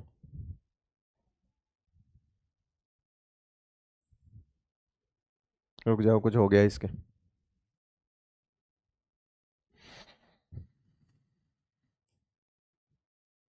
एनाइनिक कॉम्प्लेक्स, कैटाइनिक कॉम्प्लेक्स और न्यूट्रल कॉम्प्लेक्स। जब एनाइनिक कॉम्प्लेक्स होगा तो इसका मतलब है डब्बे पर चार्ज नेगेटिवली नेगेटिव चार्ज होगा। और जब डब्बे पे चार्ज नेगेटिव होगा तो जो काउंटर आयंस हैं वो कैटायन होंगे। मतलब जो काउंटर आयंस हैं वो इधर होंगे और वो कैसे होंगे? कैटायंस। काउंटर आयंस कैसे होंगे? कैटायन। डब्बे पर नेगेटिव चार्ज तो काउंटर आयंस को लेफ्ट साइड में लिखेंगे, उसके बाद डब्बा बना हुआ दिखेगा आपको K4 FeCN6। और जो कैटायनिक कॉम्प्लेक्स होते हैं वो कैसे दिखते हैं? कैटायनिक कॉम्प्लेक्स कैसे दिखेंगे? देखो कैटायनिक कॉम्प्लेक्स कैसे दिखेंगे कि डब्बे पर पॉजिटिव चार्ज होगा, कितना भी हो सकता है, +1 +2, उस पर कितना भी हो सकता है, -2 -3 -4, ठीक है। हमने सिर्फ पॉजिटिव लिखा है, चार्ज मेंशन नहीं किया। तो इसका मतलब है फिर काउंटर आयंस इधर होंगे, काउंटर एनायंस। अगर डब्बा केटायन कॉम्प्लेक्स केटायन है तो नॉर्मल वाले फिर एनायन होंगे, और उनको कहां लिखा जाएगा? बाद में। क्यों? क्योंकि पहले तो केटायन का ही नाम लिखा जाता है। तो अब आपका ये पूरा डब्बा केटायन हो गया, तो डब्बे को पहले लिखा जाएगा और इसको ऐसे लिखा जाएगा। न्यूट्रल कॉम्प्लेक्स, न्यूट्रल कॉम्प्लेक्स का मतलब हो गया कि आपका डब्बे पर कोई भी चार्ज नहीं है, ये जीरो चार्ज होता है। न्यूट्रल कॉम्प्लेक्स होता है वो जीरो चार्ज होता है, यानी कि एंड जनरली इनसॉल्युबल। जनरली यहां पे क्या लिखेंगे? जो न्यूट्रल कॉम्प्लेक्स आपके होते हैं ना बेटा, वो न्यूट्रल कॉम्प्लेक्स क्या होते हैं? न्यूट्रल कॉम्प्लेक्स जो होते हैं generally generally insoluble in water, generally insoluble in water and form PPT. PPT का मतलब क्या होता है? प्रेसिपिटेशन। जनरली इनसॉल्युबल होते हैं तो ये प्रेसिपिटेट के रूप में रहते हैं। कैटायन और एनायन, बहुत बड़ी बात समझा रहा हूं वो सुन लेना। इस डब्बे के और इन आयंस के बीच में आयनिक बॉन्ड है, तो मतलब इसमें पोलैरिटी डेवलप हो गई। इसीलिए जो एनायनिक और जो कैटायनिक कॉम्प्लेक्सेस होते हैं वो जनरली वाटर में सॉल्युबल होते हैं, जनरली वाटर में सॉल्युबल होते हैं। लेकिन प्रॉब्लम पता है क्या है? कि वो डब्बा नहीं घुलता उसमें, उस डब्बे के अंदर के तो बॉन्ड कोवेलेंट बॉन्ड है, और आपको भी पता है कि कोवेलेंट कंपाउंड जो है वो नॉन पोलर टाइप के कंपाउंड्स होते हैं, वो पानी में नहीं घुलते। लेकिन उस डब्बे और इन काउंटर आयंस के बीच में आयनिक बॉन्ड होता है, वो प्रमोट करता है उसकी वाटर सॉल्युबिलिटी को। इसीलिए जनरली ये कहा जाता है कि जो कैटाइनिक एनायनिक कॉम्प्लेक्सेस होते हैं ना, है ना, जो कैटाइनिक एनायनिक कॉम्प्लेक्सेस होते हैं ये वाटर सॉल्युबल होते हैं। But in case of neutral complex, अब आपको पता है कि इधर उधर कोई काउंटर आयंस नहीं होगा, और जब काउंटर आयंस नहीं होगा तो इस डब्बे के अंदर आप समझो न्यूट्रल कॉम्प्लेक्स के अंदर आयोनाइजेशन स्पीयर वाली बात ही खत्म हो गई। न्यूट्रल कॉम्प्लेक्स के अंदर आयोनाइजेशन स्पीयर वाली तो बात ही खत्म हो गई। इसीलिए इनकी सॉल्युबिलिटी को लेकर हमेशा ऐसा माना जाता है कि जब कभी भी कोई न्यूट्रल कॉम्प्लेक्सेस, हम भी पढ़ेंगे बहुत सारे न्यूट्रल कॉम्प्लेक्सेस, वो जनरली वाटर इनसॉल्युबल होते हैं। कारण उनको सॉल्युबल करने के लिए जो आयनिक इंटरेक्शन चाहिए, पानी के अंदर घुलने के लिए एक आयनिक इंटरेक्शन चाहिए, आयनिक उसके अंदर पोलैरिटी होनी चाहिए, वो पोलैरिटी यहां डेवलप ही नहीं होगी। मेरी बात को समझ गए बेटा सारे लोग, है ना? ठीक है, समझ तो गए। चलो अब बात आती है कि ये क्यों आपने बताया। मैंने इसलिए बताया कि बेटा बहुत सारे एग्जाम्पल आप देखोगे, बहुत सारे, जिसमें ये नेगेटिव होगा। ये जैसे अभी हमने पढ़ा तो ये K4FeCN6 टाइप का है ना? तो हमने क्या किया, इधर काउंटर आयंस लिखे इधर। जैसे हम मान लो यहाँ पर एक चीज और लिख दें, मान लो यहाँ मैंने लिख दिया PTNH3, है ना, 2Cl2, ऐसा लिख दिया, है ना, PTNH3 2Cl2, एक सेकेंड, PTNH3 4Cl2, और यहाँ बना दिया क्या, Cl2। अब देखो काउंटर आयंस इधर आ गए। जैसे यहाँ मैंने लिख दिया NiCO4 लिख दिया, न्यूट्रल कॉम्प्लेक्स हो गया, इसके ऊपर कुछ नहीं है, जीरो चार्ज है। इसके ऊपर आप जैसे ही 2 क्लोरीन को साइड में करो, उस पर पॉजिटिव नजर आएगा। उसमें आप 4 पोटेशियम को साइड में करो, इस डब्बे पर -4 हो जाएगा। डब्बे पर चार्ज कैसे निकालते हैं, काउंटर आयंस को हटा दो, उसका उल्टा चार्ज डब्बे पर रख दो। काउंटर आयंस का चार्ज एक Cl-1 होता है, 2 Cl-2 हो जाएंगे। जैसे ही -2 हटाओगे, उसका उल्टा चार्ज सोचो, उस डब्बे पे +2 आएगा, उल्टा चार्ज सोचो। ठीक है बेटा, समझ गए? तो अभी मैं आपको ऑक्सीडेशन स्टेट निकालना सिखाऊंगा, तो आपको ये चीज क्लियर हो जाएगी कि चार्ज कैसे सोचना है, कहां उल्टा सोचना है। और ऑक्सीडेशन नंबर, बीच वाले मेटल का हम ऑक्सीडेशन नंबर निकालेंगे, CMI का ऑक्सीडेशन नंबर निकालेंगे, तो मैं आपको बताऊंगा कि क्या होता है। ठीक है बेटा, चले आगे। ये लो, अब आती है बात, वही सब जो हमने पढ़ा वो NCERT की लाइंस में देख लेते हैं। ये NCERT लाइंस है, ये सब क्या है, NCERT की लाइंस है, वही पढ़ रहे हैं हम, NCERT की लाइंस पढ़ रहे हैं। देखो पहला, कोऑर्डिनेशन एंटिटी क्या होती है, कुछ पढ़ने की जरूरत नहीं। Constitutes a central metal atom और ion bonded to a fixed number of ions और मॉलिक्यूल्स कॉल्ड लिगेंड्स, ब्रैकेट में लिखा हुआ है। These are enclosed in a square bracket which is known as coordination sphere. तो basically coordination entity, coordination sphere एक ही चीज है। ठीक है, एंटिटी स्फीयर एक ही चीज है। वो डब्बा जिसमें मेटल लिगेंड्स के साथ बॉन्ड बनाता है उसको क्या बोलते हैं, कोऑर्डिनेशन स्फीयर। बताने की जरूरत नहीं, इसका कोई एग्जांपल कुछ भी लिखने की जरूरत नहीं, ये चीज मैं क्लियर कर चुका हूं। Central atom ion, central atom ion क्या होता है भाई? Central atom ion lone pair acceptor होता है, हमने लिख लिया पीछे। Generally referred as Lewis acid, ये भी हमने पीछे लिख दिया हमारे अपने देसी तरीके से कि भैया सेंट्रल एटम आयन। ये बस खाली आपको एनसीईआरटी की लैंग्वेज दिखा रहा हूं, ये एनसीईआरटी की लाइंस है, कोई मैंने अपने नोट्स नहीं बनाए। ठीक है, वही हेडिंग के साथ आपको एनसीईआरटी के साथ पढ़ा रहा हूं मैं। तो ये चीज आपको क्लियर हो गई, वहां पे क्या क्या लिखा हुआ है। देन आफ्टर आता है कोऑर्डिनेशन नंबर। यस, ये चीज आपके लिए नहीं है। कोऑर्डिनेशन स्फीयर क्या होता है, सॉरी कोऑर्डिनेशन नंबर क्या होता है? देखो, कोऑर्डिनेशन नंबर बेसिकली इस कॉम्प्लेक्स कंपाउंड में मतलब है किससे, कोवेलेंसी से।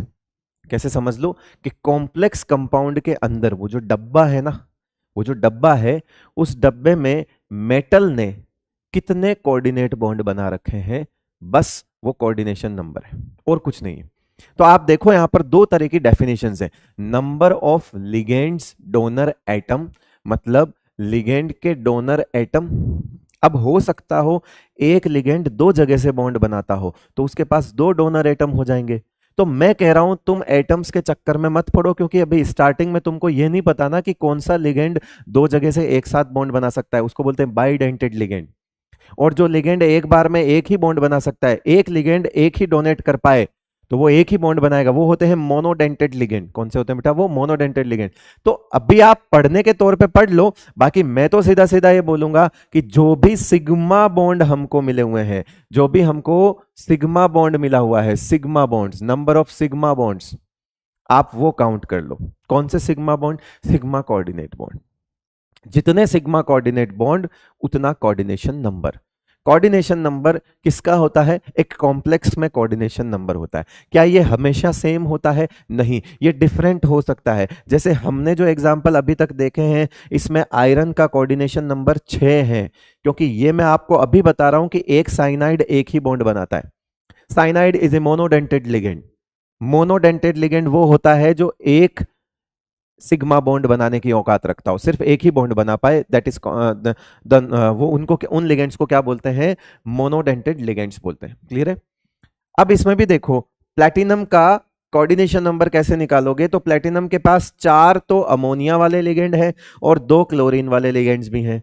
तो ठीक है, ये दोनों लिगेंड्स अलग अलग हैं, ठीक है, और ये 6 के 6 लिगेंड सेम है, उससे फर्क नहीं पड़ता। उसमें भी कोऑर्डिनेशन नंबर 6 है, इसमें भी कोऑर्डिनेशन नंबर 6 है। तो सर इन दोनों में डिफरेंस क्या है? तो अगली स्लाइड पे आएगा भी, मैं वापस बताऊंगा। जब सारे लिगेंड्स एक ही तरह के हो तो कहा जाता है होमोलैप्टिक कॉम्प्लेक्स। वापस सुनो मैंने क्या बोला, जब सारे लिगेंड्स बेटा एक जैसे हो तो कहा जाता है होमोलैप्टिक कॉम्प्लेक्स। एंड जब एक से ज्यादा तरह के लिगेंड्स प्रेजेंट हो, एक तरह के लिगेंड्स होमोलैप्टिक, एक से ज्यादा तरह के लिगेंड्स अगर प्रेजेंट है क्या कहेंगे? हेटेरोलैप्टिक। हेटेरोलैप्टिक बोल दो, ठीक है, हेटेरोलैप्टिक कॉम्प्लेक्स। हेटेरो होमो शब्द से आप बखूबी वाकिफ हैं, बस वही यहां पर यूज हुए हैं। लाइक ये हैं तो होमोलैप्टिक हैं, चारों के चारों CO इसमें प्रेजेंट है। तो मैं ये बोलूंगा कि आपको करना क्या है? आपको करना क्या है कि आप यहां मुझे देख के बताओ, इसका कोऑर्डिनेशन नंबर हो गया 4, इसका कोऑर्डिनेशन नंबर हो गया 6 और उसका कोऑर्डिनेशन नंबर हो गया 6। डब्बे के अंदर कितने सिग्मा कोऑर्डिनेट बॉन्ड हैं, वही आपका कोऑर्डिनेशन नंबर है। स्टार्टिंग में आपको वो ऊपर वाला अभी समझ नहीं आएगा, बिकॉज हमने अभी तक लिगेंड्स नहीं पढ़े हैं, और लिगेंड्स अगर नहीं पढ़े तो हमको ये नहीं पता ना कि कौन सा लिगेंड मोनोडेंटेड है। वो तो मैं बता रहा हूं अभी आपको कि अभी तक हमने जितने लिगेंड्स लिए हैं वो सब मोनोडेंटेड है। अभी तक हमने लिगेंड्स के नाम पे तीन तीन लिगेंड्स देखें, आप 4 लिगेंड्स देखें। Cyanide monodentate, ammonia monodentate, chlorine monodentate, carbon monoxide जिसको हम कार्बोनिल बोलते हैं मोनोडेंटेड। ठीक है, तो अभी तक तो हमने सब मोनोडेंटेड ही पढ़े। तो इट्स सिंपल कि coordination number is equal to the number of sigma bonds present between ligands in CMI। ये दूसरी वाली डेफिनेशन आपको ज्यादा अच्छा फील कराएगी, ज्यादा अच्छा कॉन्फिडेंस देगी। देन आफ्टर आता है बेटा oxidation number of central atom. आप साथ के साथ नोट करते जाइएगा अपनी लैंग्वेज में, छोटी छोटी लाइंस में, है ना। है तो ये NCERT की लाइंस, आप पूरी पूरी बुकिश लैंग्वेज मत लिखिए, लेकिन कुछ कुछ थोड़ा थोड़ा नोट करते रहिए, ठीक है। अब क्या देखेंगे हम? Oxidation number of central atom, वो मैं निकालना सिखाऊंगा अभी आपको। लेकिन उससे पहले मतलब जो मैं आपको एग्जांपल करवाऊंगा उसमें मैं बोलूंगा कि ये लिगेंड्स क्या है, ये न्यूट्रल लिगेंड्स हैं या एनायनिक लिगेंड्स हैं, क्योंकि उसका नॉलेज होना जरूरी है कि लिगेंड पे चार्ज कितना है। इस चैप्टर की एक खास बात है बेटा, लिगेंड्स अगर आपको पता है ना और लिगेंड्स के चार्ज पता है, बस फिर ये चैप्टर आपकी मुट्ठी में होगा। तो करते हैं शुरू, आ जाओ ऑक्सीडेशन नंबर। तो ऑक्सीडेशन नंबर की अगर हम बात करें, जैसे कोऑर्डिनेशन नंबर तो मैंने बता ही दिया आपको, ऑक्सीडेशन नंबर की बात करते हैं। ऑक्सीडेशन नंबर क्या होता है कि सिंपल सी बात है, देखो किसका होता है। पहली चीज तो कि जो सेंट्रल एटम है, जो सेंट्रल मेटल आयन है, उसके ऊपर कितना चार्ज है वो उसका ऑक्सीडेशन नंबर है। उसका फाइनल चार्ज निकालना। और फाइनल चार्ज कैसे निकाला जाता है समझिए बात को। इन्होंने लिखा है charge present on central metal ion if all the ligands are removed along with their electron pairs. ठीक है, तो लेकिन प्रॉब्लम पता है क्या है कि ये लैंग्वेज के हिसाब से एकदम सही है, लेकिन आप प्रैक्टिकली इस चीज को समझोगे ना तो दिक्कत आएगी। जैसे सिंपल सा फंडा बताता हूं मैं आपको, एक ही चीज बोलता हूं कि छोड़ो ऑक्सीडेशन नंबर क्या होता है, MDJ समझो। MDJ क्या कहता है कि oxidation number of metal is equal to डब्बे के, डब्बा समझ गए, ये डब्बे के अंदर बाहर चार्ज का फाइनल हिसाब। आप बोलोगे बहुत ही अजीब तरीके से पढ़ाता है ये टीचर, लेकिन हाँ बेटा ठीक है। डब्बे के अंदर बाहर चार्ज का फाइनल हिसाब उस मेटल का ऑक्सीडेशन नंबर होता है। ये डब्बे के अंदर बाहर चार्ज का फाइनल हिसाब का क्या मतलब है? देखो वो बुकिश लैंग्वेज के हिसाब से एकदम सही है कि charge present on the, if आप सारे लिगेंड्स हटाओ, लेकिन प्रैक्टिकली आप जब करोगे ना तो खाली लिगेंड हटाने से काम नहीं चलता। अभी फाइनल हिसाब में एक चीज और आती है, जरा बताओ। मैं आपको शुरू से लेके अभी तक क्या पढ़ा रहा हूं? K4FeCN6 पढ़ा रहा हूं। चलो इसी को पहले कर लेते हैं, K4FeCN6। कुछ एग्जाम्पल हम करते हैं। अब आप एक चीज नोट करो, सबसे पहला काम होता है डब्बे पे चार्ज निकाल दो। डब्बे पे, तो डब्बे में दो जगह होती है, डब्बे के अंदर चार्ज और डब्बे के बाहर चार्ज। डब्बे के अंदर वाला चार्ज का मतलब होता है, डब्बे के अंदर वाला चार्ज का मतलब होता है अंदर अंदर वाला चार्ज। जैसे मैं आपको यहां बताता हूं कि साइनाइड माइनस जो होता है ये एनायनिक लिगेंड होता है।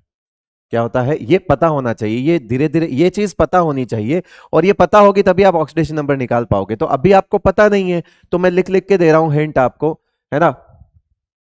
एनायनिक लिगेंड होता है और इस पर चार्ज कितना होता है? तो चार्ज होता है इसका -1। चार्ज कितना होता है? -1 चार्ज होता है। तो कितने साइनाइड हैं? तो आप बोलोगे कि 6 साइनाइड है।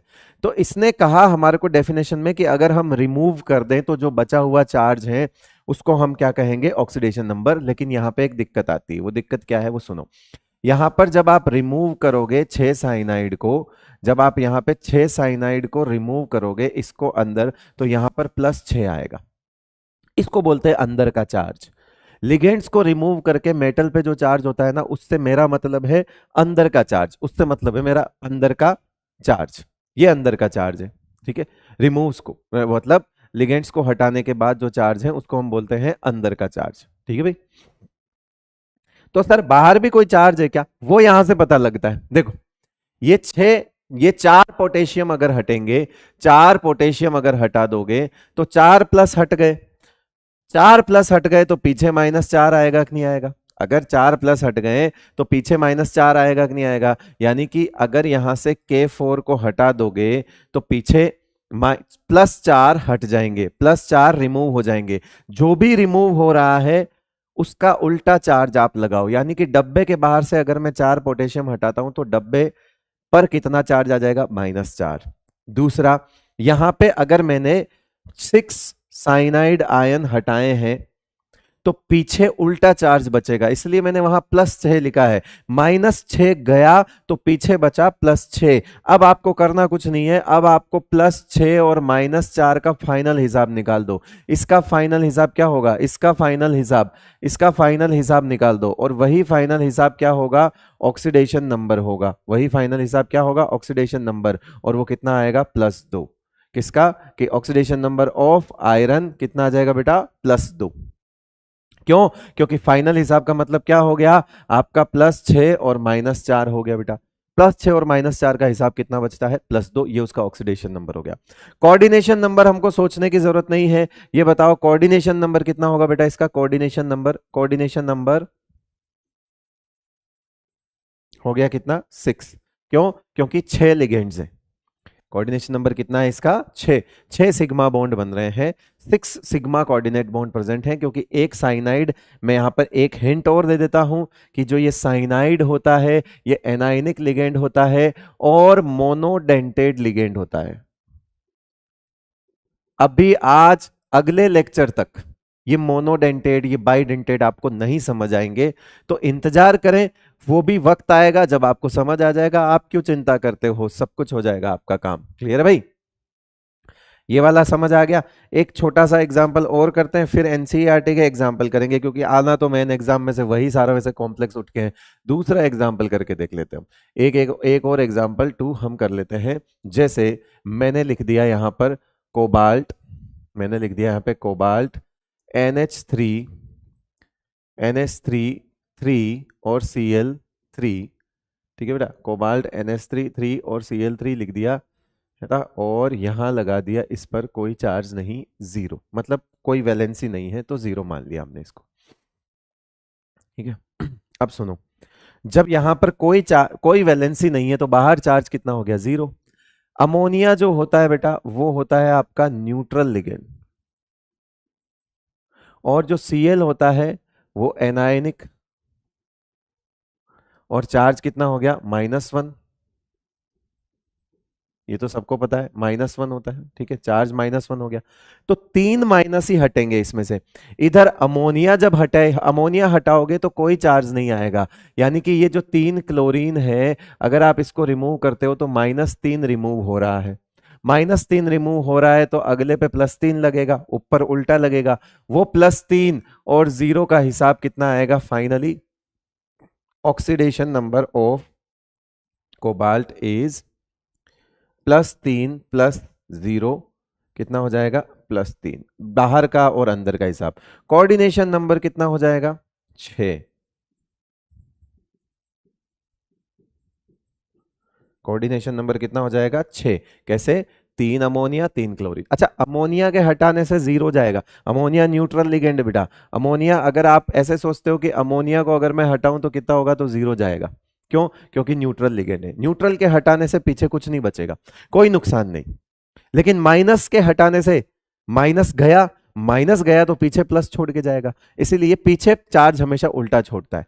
ये आपके, मैं और ढेर सारे एग्जाम्पल करवाने वाला हूं, ये प्रैक्टिस हो जाएगी तो आपको ऑक्सीडेशन नंबर निकालने में दिक्कत नहीं आएगी। हाँ, इसमें एक चीज जो है वो ये है कि लिगेंड्स का नॉलेज नहीं हुआ, लिगेंड्स के बारे में नहीं पता हुआ, लिगेंड्स का नॉलेज नहीं है, तो फिर दिक्कत आएगी। लिगेंड्स का नॉलेज तो होना जरूरी है, ठीक है, लिगेंड्स का नॉलेज होना जरूरी है, इस चीज को ध्यान रखें। लिगेंड्स बहुत जरूरी है, लिगेंड्स के बारे में जानना जरूरी है कि कौन और किस पे कितना चार्ज है। आओ फिर एनसीईआरटी की एक्सरसाइज कर लेते हैं, ये आपके एनसीईआरटी में दिया हुआ है। एनसीईआरटी एक्सरसाइज में आना यहीं से, इनमें से कोई एक कॉम्प्लेक्स उठ के आएगा अगर कभी सवाल पूछा तो। क्या लिखा है? Find oxidation number and the coordination number in following complexes. आ जाइए पहले देख लेते हैं, हिसाब लगाते हैं। देखो, कुछ डब्बों पे काउंटर आयंस नहीं देकर, लेट सपोज इधर मान लो 2 क्लोरीन थे, उनको हटाकर इन्होंने पहले से ही आयंस की फॉर्म में दिया हुआ है। हमको उससे मतलब नहीं, हमको तो डब्बे पे चार्ज है। अगर बाहर 2 क्लोरीन लिख के देता, लेट सपोज अगर ये बाहर 2 क्लोरीन लिख के देता, तो हम 2 क्लोरीन हटाकर वहां पर +2 लगा देते। अब इन्होंने आयन की फॉर्म में ही दिया है तो उससे हमको कोई टेंशन वाली बात नहीं। आयन की फॉर्म में, हम तो आयन की फॉर्म में डील कर लेंगे। आयन की फॉर्म में है तो आयन की फॉर्म में डील कर लेंगे, कोई बात नहीं। बाहर का चार्ज हमको ऑलरेडी दिया हुआ है, हमको सिर्फ अंदर का चार्ज निकालना है। देखो यहां पर मैं क्लियर कर देता हूं कि H2O is neutral and EN, जिसको बोलते हैं इथाइलिन डाइएमीन, इज न्यूट्रल। ये आप ये मत सोचना कि EN क्या है, हमको तो पता ही नहीं EN क्या है। तो मैं बोल रहा हूं नहीं पता, तभी तो लिख रहा हूं। EN क्या है ये नहीं पता है, इसलिए लिख रहा हूं न्यूट्रल एंड बाइडेंटेड। मतलब क्या है? एक EN, एक EN 2 सिग्मा बॉन्ड बनाता है।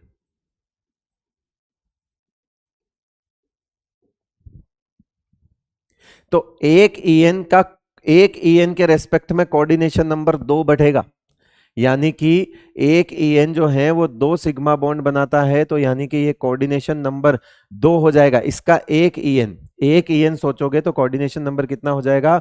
2। एक EN 2 सिग्मा बॉन्ड बनाता है, मतलब यहां पर 2 EN है तो 4 सिग्मा बॉन्ड बनाएंगे। 4 इसने बना लिए क्योंकि एक EN 2 जगह से जुड़ता है। ओके बेटा, एक EN क्या होता है? 2 जगह से जुड़ता है। EN का मतलब होता है बेटा इथाइलिन डाइएमीन। EN का मतलब क्या होता है? Ethylene diamine, diamine.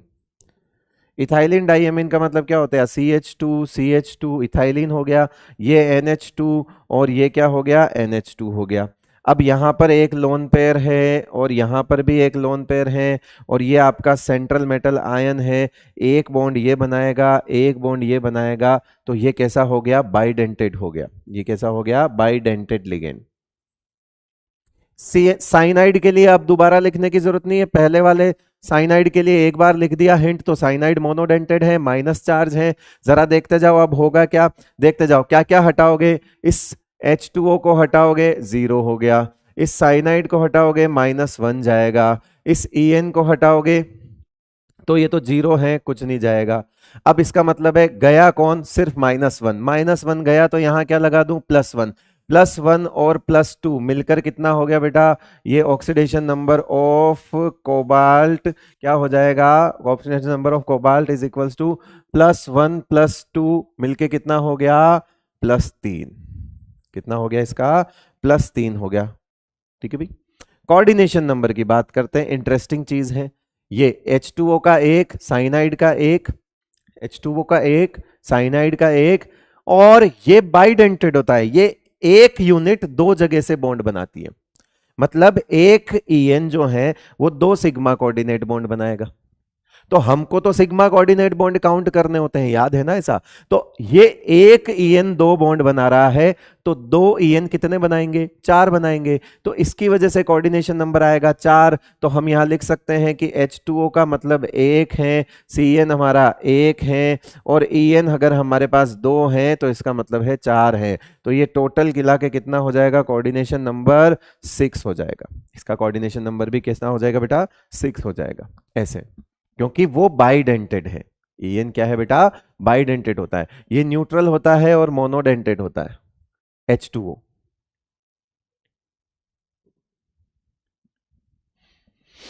क्लियर भाई, ये पहला सवाल आपके एनसीईआरटी का। समझ तो आ रहा है कैसे करना है। देखो x मान के, y मान के अगर आपको निकालना है, निकाल सकते हो आप रिडॉक्स वगैरह में सीखे हुए हो, x y वगैरह मान के 0 करके आप ऑक्सीडेशन नंबर निकालते हो, निकाल लेना। बट वो भी वही आएगा आंसर, ये भी वही आएगा। आपको ये तरीका अच्छा लगता है तो आप ऐसे कर लेना, कोई गल भाई, सिंपल सी बात है। पहले लिगेंड्स हटा के अंदर वाला चार्ज निकाल लो मेटल पे, लेकिन उसको फाइनल ऑक्सीडेशन नंबर मत मानना। बाहर डब्बे की तरफ जरूर देखना, उसका चार्ज और इस बाहर वाले चार्ज के फाइनल हिसाब को उसका ऑक्सीडेशन नंबर मानना। कर लोगे बेटा, ठीक है। चले आगे, नेक्स्ट सवाल हम देख लेते हैं इसी से रिलेटेड। ये देखो आपके एनसीईआरटी का दूसरा एग्जांपल, प्लैटिनम का कॉम्प्लेक्स दिया हुआ है 4 क्लोरीन के साथ। बार बार बताने की जरूरत नहीं है कि क्लोरीन माइनस जो है वो तो -1 चार्ज होता है। आई थिंक ये वाला तो आप सभी जानते हो। तो मेरे पास अगर इसकी वजह से, अगर मैं इसको रिमूव करूं तो मेरे -4 रिमूव होंगे, और अगर मेरे -4 रिमूव होंगे तो मेरे +4 यहां आएंगे, और मेरे +4 अगर यहां आएंगे तो +4 और -2 का हिसाब, +4 -2 का हिसाब +2 होगा। यानी कि मेरे पास oxidation number of platinum is कितना आ गया, +2। And finally the coordination number कितना हो जाएगा, कोऑर्डिनेशन नंबर हो जाएगा, CN का मतलब होता है बेटा कोऑर्डिनेशन नंबर, साइनाइड नहीं है यहाँ पे, है ना। पूरा लिख देता हूं, आप लोग महान हो। कोऑर्डिनेशन नंबर कितना हो जाएगा, साफ दिख रहा है 4 ही है, तो यहाँ कोऑर्डिनेशन नंबर हम कितना लिख देंगे, 4। कोऑर्डिनेशन नंबर कितना लिख देंगे बेटा हम, 4। लो, क्लियर है। ये तो आसान था, बहुत आसान था। चले आगे। अगला देखो, क्रोमियम NH3 3Cl3। देखते हैं क्या है, अभी क्लियर कर लेते हैं। आपको बाहर कोई चार्ज दिख रहा है, नहीं। जब कोई वैलेंसी नहीं हो, कोई चार्ज नहीं, इसका मतलब 0 हो गया बेटा। हो गया, नहीं हो गया। तो बाहर का चार्ज हमको पता लग गया कि 0 है, ठीक है। अब अभी NH3 के बारे में हम जान चुके हैं, दैट इज वो न्यूट्रल लिगेंड होता है, तो इसकी मतलब है इसकी वजह से 0 जाएगा। लेकिन इसकी वजह से इसको हटा के सोचोगे तो -3 जाएगा। जब -3 जाएगा तो उधर +3 आएगा। +3 और 0 मिलकर कितना हो जाएगा, ऑक्सीडेशन नंबर ऑफ क्रोमियम कितना हो जाएगा, +3। कोऑर्डिनेशन नंबर आपके सामने साफ है, 3 ये तो कितना हो जाएगा, 6 हो जाएगा। 3 अमोनिया, दोनों के दोनों मोनोडेंटेड लिगेंड्स हैं, दोनों के दोनों जब मोनोडेंटेड लिगेंड्स हो तो coordination number is equal to the number of ligands, है ना। when monodentate ligands are present, when all the ligands are monodentate, या इसको छोड़ो, ये कोई लॉजिक थोड़ी है। मोनोडेंटेड लिगेंड्स जब प्रेजेंट हो तो सारे के सारे क्या होते हैं, जितने लिगेंड्स उतना कोऑर्डिनेशन नंबर। लेकिन ये सिर्फ तब जब लिगेंड्स मोनोडेंटेड हो। अगर जैसे पीछे वाले की तरह EN, ये देखो पीछे वाले की तरह EN एक ऐसा लिगेंड है जो मोनोडेंटेड नहीं है, तो फिर दिक्कत हो जाएगी। फिर आप ये नहीं बोल सकते कि जितने लिगेंड्स उतना कोऑर्डिनेशन नंबर। उस हिसाब से देखो, यहां 2 लिगेंड, 2 और 1 3 और 1 4, तो इस हिसाब से तो नंबर ऑफ लिगेंड्स तो कितने होने चाहिए, फिर तो नंबर ऑफ लिगेंड्स 4 है। 4 नंबर ऑफ लिगेंड्स हैं, सॉरी 2 और 2 4 हैं, तो कोऑर्डिनेशन नंबर भी 4 होना चाहिए था। लेकिन हमको पता है कि एक EN 2 कोऑर्डिनेट बॉन्ड बनाता है, और कोऑर्डिनेट बॉन्ड हम ऐसे नहीं देखते हैं कि नंबर ऑफ लिगेंड्स कितने हैं, ये बात हमारी सच हो सकती है जब लिगेंड सारे ही ऐसे हो कि एक एक ही बॉन्ड बना रहे हो, तो हम कह सकते हैं कि number of ligands is equal to coordination number, वो तब की तब वाली बात है, लेकिन ऐसे हम नहीं सोच सकते। ठीक है, आओ नेक्स्ट वाला क्वेश्चन भी देख लेते हैं।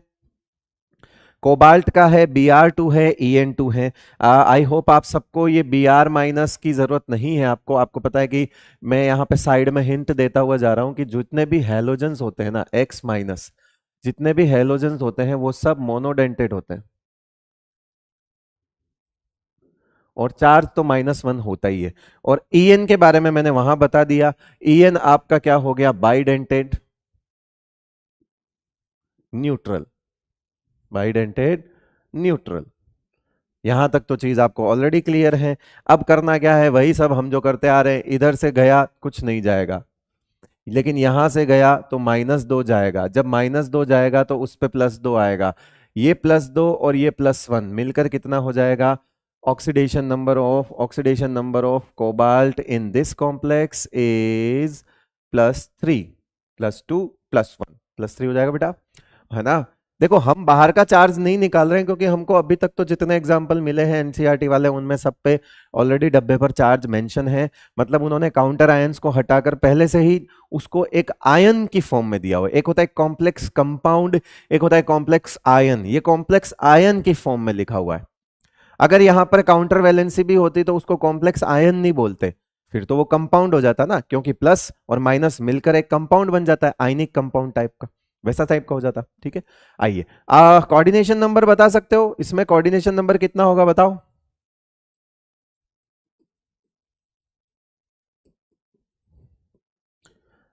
कोऑर्डिनेशन नंबर, इसको डबल करना पड़ेगा, En मतलब 2 है तो इसका मतलब है 4 हुआ, उसके बाद Br2 है तो इसका मतलब है 2 हुआ, तो मिलकर कितना हो गया, 6। कोऑर्डिनेशन नंबर इसका कितना हुआ, 6, क्योंकि बाइडेंटेड है वो एक साथ दो बॉन्ड बनाता है, तो दो कितने बनाएंगे, 4 बनाएंगे। ये लो इस तरह से देखते हैं। अगला सवाल करते हैं, इसको नोट करो फटाफट, रोक के वीडियो, चले आगे अगला सवाल देखते। एनसीईआरटी के एग्जाम्पल से एक्सरसाइज हैं, जो लोग स्कूल में पढ़े उनको पता ही होगा, ये देखो ये करे होंगे उन्होंने। हाँ यहाँ देखो, यहाँ पे हम कंपाउंड की फॉर्म में दिया हुआ है, तो हम पहले क्या करेंगे, पहला हमारा काम क्या होगा, हम इसको हटाएंगे, इसका हटाने का मतलब +3 हटा, लेकिन इसके हटने से उस पे चार्ज नहीं आएगा बेटा, इस पे चार्ज आएगा, इस पे चार्ज आएगा 3 माइनस, ये ऐसे होगा। और फिर इन 6 के हटने से -6 हटेंगे, तो उस पर इमेजिनरी चार्ज +6 कंसिडर करोगे, और वो जो इमेजिनरी चार्ज होगा उसको आप क्या करोगे, इसका फाइनल हिसाब निकाल दोगे, तो यहां पे oxidation number of iron will be +6 -3, मतलब कितना हो गया, +3 आ जाएगा। एक होता है K4 एफिशिएंट 6, ये है K3 एफिशिएंट 6, दोनों में फर्क है ना। K4 एफिशिएंट 6 में आयरन +2 में आया था, और K3 एफिशिएंट 6 में आयरन +3 में आया है। कोऑर्डिनेशन नंबर आई थिंक इतना ज्यादा दिक्कत नहीं आएगी आपको, कोऑर्डिनेशन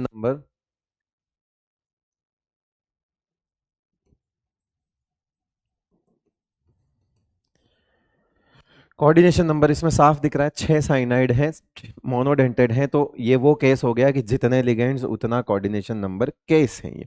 ठीक है, तो क्या आपको ये प्रैक्टिस मोर देन सफिशिएंट है।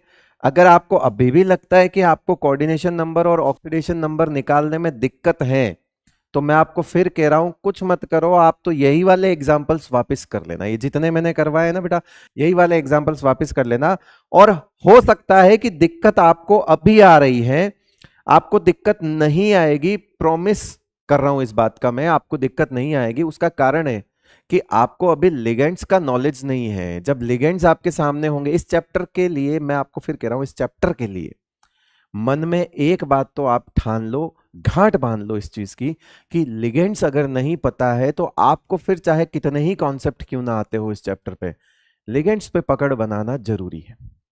ये चीज आपको अच्छे से ध्यान में होनी चाहिए कि इस चैप्टर का सबसे बेसिक यही कॉन्सेप्ट है कि भैया लिगेंड्स के बारे में नहीं पता, क्योंकि पूरा कॉम्प्लेक्स लिगेंड्स के बिना तो बनता नहीं है। आप लिगेंड्स के बारे में ही नहीं जानते, आप जिस इंसान के बारे में ही नहीं जानते, आप उसके बारे में आगे के कॉन्सेप्ट पढ़ के करोगे क्या, वो वाली बात हो जाएगी। होमोलैप्टिक कॉम्प्लेक्सेस, आई होप मुझे बताने की जरूरत नहीं है, मैं ऑलरेडी आपको डिस्कस कर चुका हूं।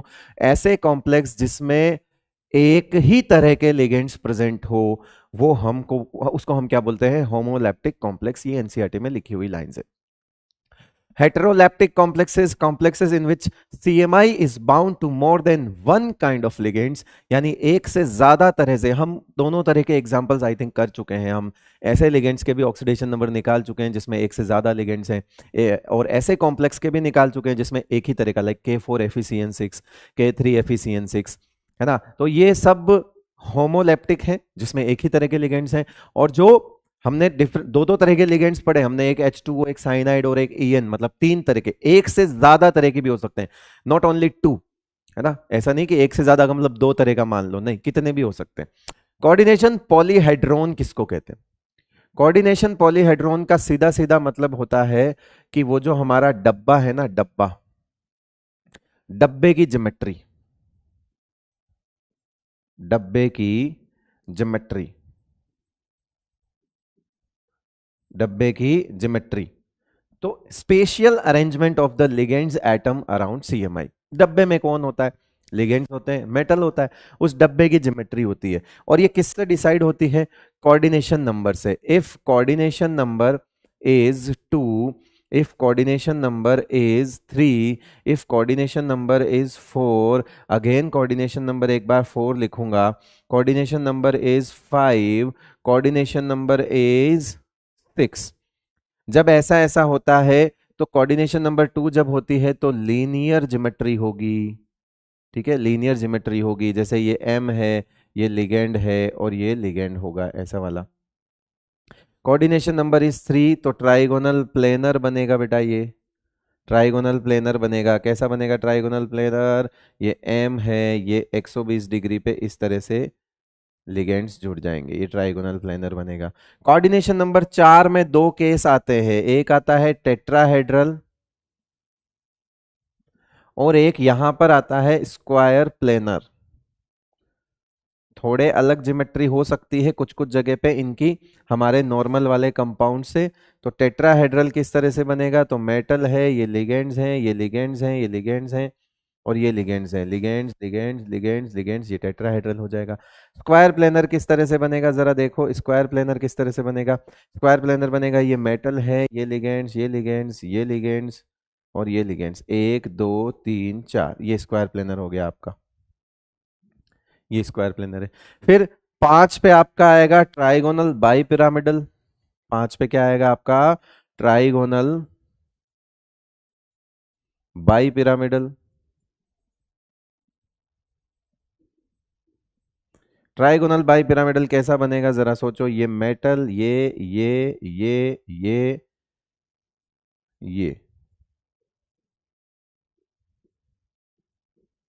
ये हो गया, ऐसा ही बनेगा ट्राइगोनल बाई पिरामिडल। और 6 पे आपका आएगा क्या? 6 पे आएगा आपका ऑक्टाहेड्रल, जिसको हम स्क्वायर बाई पिरामिडल भी बोल देते हैं। वो कैसा बनेगा? तो वो यहां मैं आपको बना के दिखा देता हूं इस जगह, या उधर दिखा देता हूं, चलो इधर ही बता देता हूं। ऑक्टाहेड्रल कैसा होगा? ऑक्टाहेड्रल होगा इस तरह से कि मेटल 1 2 3 4 5 6, जैसा हमने स्टार्टिंग में पढ़ा था ना, K4FeCN6।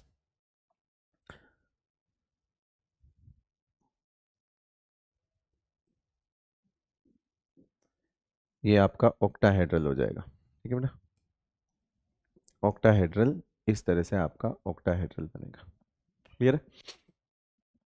तो अब तक हमने मैक्स कोऑर्डिनेशन नंबर 4 देखा है, कोऑर्डिनेशन नंबर 6 देखा है। मोस्ट इंपॉर्टेंट पे 2 स्टार लगा रहा हूं कि ज्यादातर कॉम्प्लेक्स हमको ऑक्टाहेड्रल देखने को मिलेंगे, इसके अलावा हमको टेट्राहेड्रल और स्क्वायर प्लेनर देखने को मिलेंगे। So the most important coordination number हमारे सामने क्या आएगा बेटा? 4 आएगा या 6 आएगा? 5 वाला मेरे ख्याल से हम एक ही एग्जाम्पल पढ़ पाएंगे, 2 वाला भी हम एक ही पढ़ पाएंगे, इनफैक्ट 3 वाला हमारे सामने ही नहीं आएगा, क्योंकि हमारे सिलेबस में जो कुछ एग्जाम्पल्स दिए हुए हैं वो ज्यादातर कौन से प्रेजेंट होते हैं वो दिए हुए हैं। ऐसा नहीं है कि नहीं दिए हुए तो नहीं होते हैं होते हैं, बट वो बहुत कम होते हैं। सबसे ज्यादा कॉम्प्लेक्स ऑक्टाहेड्रल मिलते हैं। नंबर ऑफ कॉम्प्लेक्स जो सबसे ज्यादा मिलते हैं, पाए जाते हैं, वो क्या होते हैं बेटा? ऑक्टाहाइड्रल होते हैं। ठीक है, तो ये चीज आपको मेरे ख्याल से अभी तक तो चीजें क्लियर हो गई है। कोऑर्डिनेशन नंबर ही तो बताता है कि बॉन्ड कितने हैं। जब दो बॉन्ड हैं सिग्मा कोऑर्डिनेट तो लीनियर हो गया। कोऑर्डिनेशन नंबर यही तो बताता है, 3। तो उस हिसाब से कोऑर्डिनेशन नंबर यानी नंबर ऑफ सिग्मा बॉन्ड, और नंबर ऑफ सिग्मा बॉन्ड से अपन ने ज्योमेट्री डिसाइड करी। यहां कोई लोन पेयर वाला केस ही नहीं होता। यहां पर जो हाइब्रिडाइजेशन होता है वो सिर्फ सिग्मा बॉन्ड को जोड़ के होता है।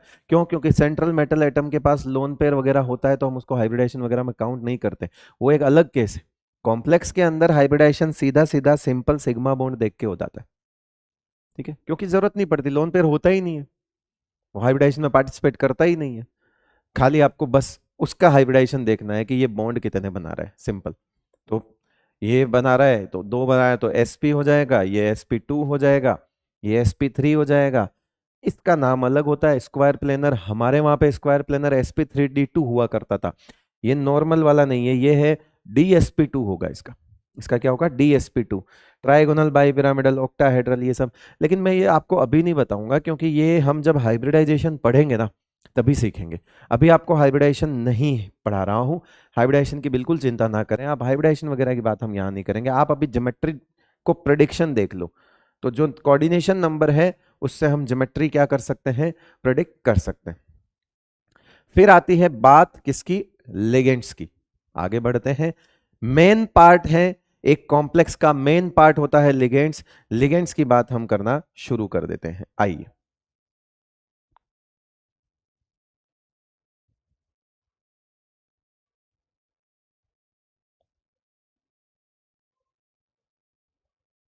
हम्म Molecules, ions capable of donating electron pairs to CMI।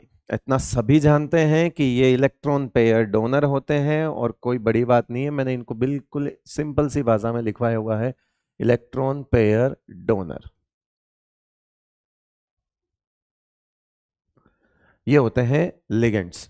तो जनरली इनको लुइस बेस भी बोल देते हैं, क्योंकि लोन पेयर डोनेट कर रहे हैं तो जनरली इनको क्या बोल देते हैं बेटा? लुइस बेस भी बोल देते हैं। अब लिगेंड्स के लिए एक यूनिक चीज होती है, and that is called denticity. That is called denticity. कि डेंटिसिटी के बिहाफ पे हम उनको क्लासिफाई कर सकते हैं। डेंटिसिटी के बिहाफ पे, कि डेंटिसिटी का क्या मतलब है? Number of electron pairs which can be donated by a ligand to a metal ion simultaneously. एक साथ जब कोई मेटल से जुड़ता है तो वो कितने लोन पेयर, कितने इलेक्ट्रॉन पेयर डोनेट करता है? ऐसा कि वो कितने बॉन्ड बनाता है, यूं समझो। जैसे ईएन है ना, उस ईएन की एक यूनिट, इथाइलिन डाइमीन अभी पीछे पढ़ाया था, CH2 single bond CH2 NH2, और NH2 NH2 दो ग्रुप थे। दोनों के नाइट्रोजन के पास एक एक लोन पेयर था। दोनों एक साथ डोनेट कर रहे थे, दैट इज कॉल्ड साइमल्टेनियसली। कोई प्रॉब्लम नहीं थी, कर सकते हैं। दैट्स वाई हमने उसको बाइडेंटेट बोला। तो डेंटिसिटी का मतलब होता है एक यूनिट ऑफ लिगेंड कितना इलेक्ट्रॉन पेयर डोनेट कर रही है। And denticity is always check for a unit ligand, मतलब एक सिंगल यूनिट के लिए चेक किया जाता है। डेंटिसिटी शब्द जो है always consider for single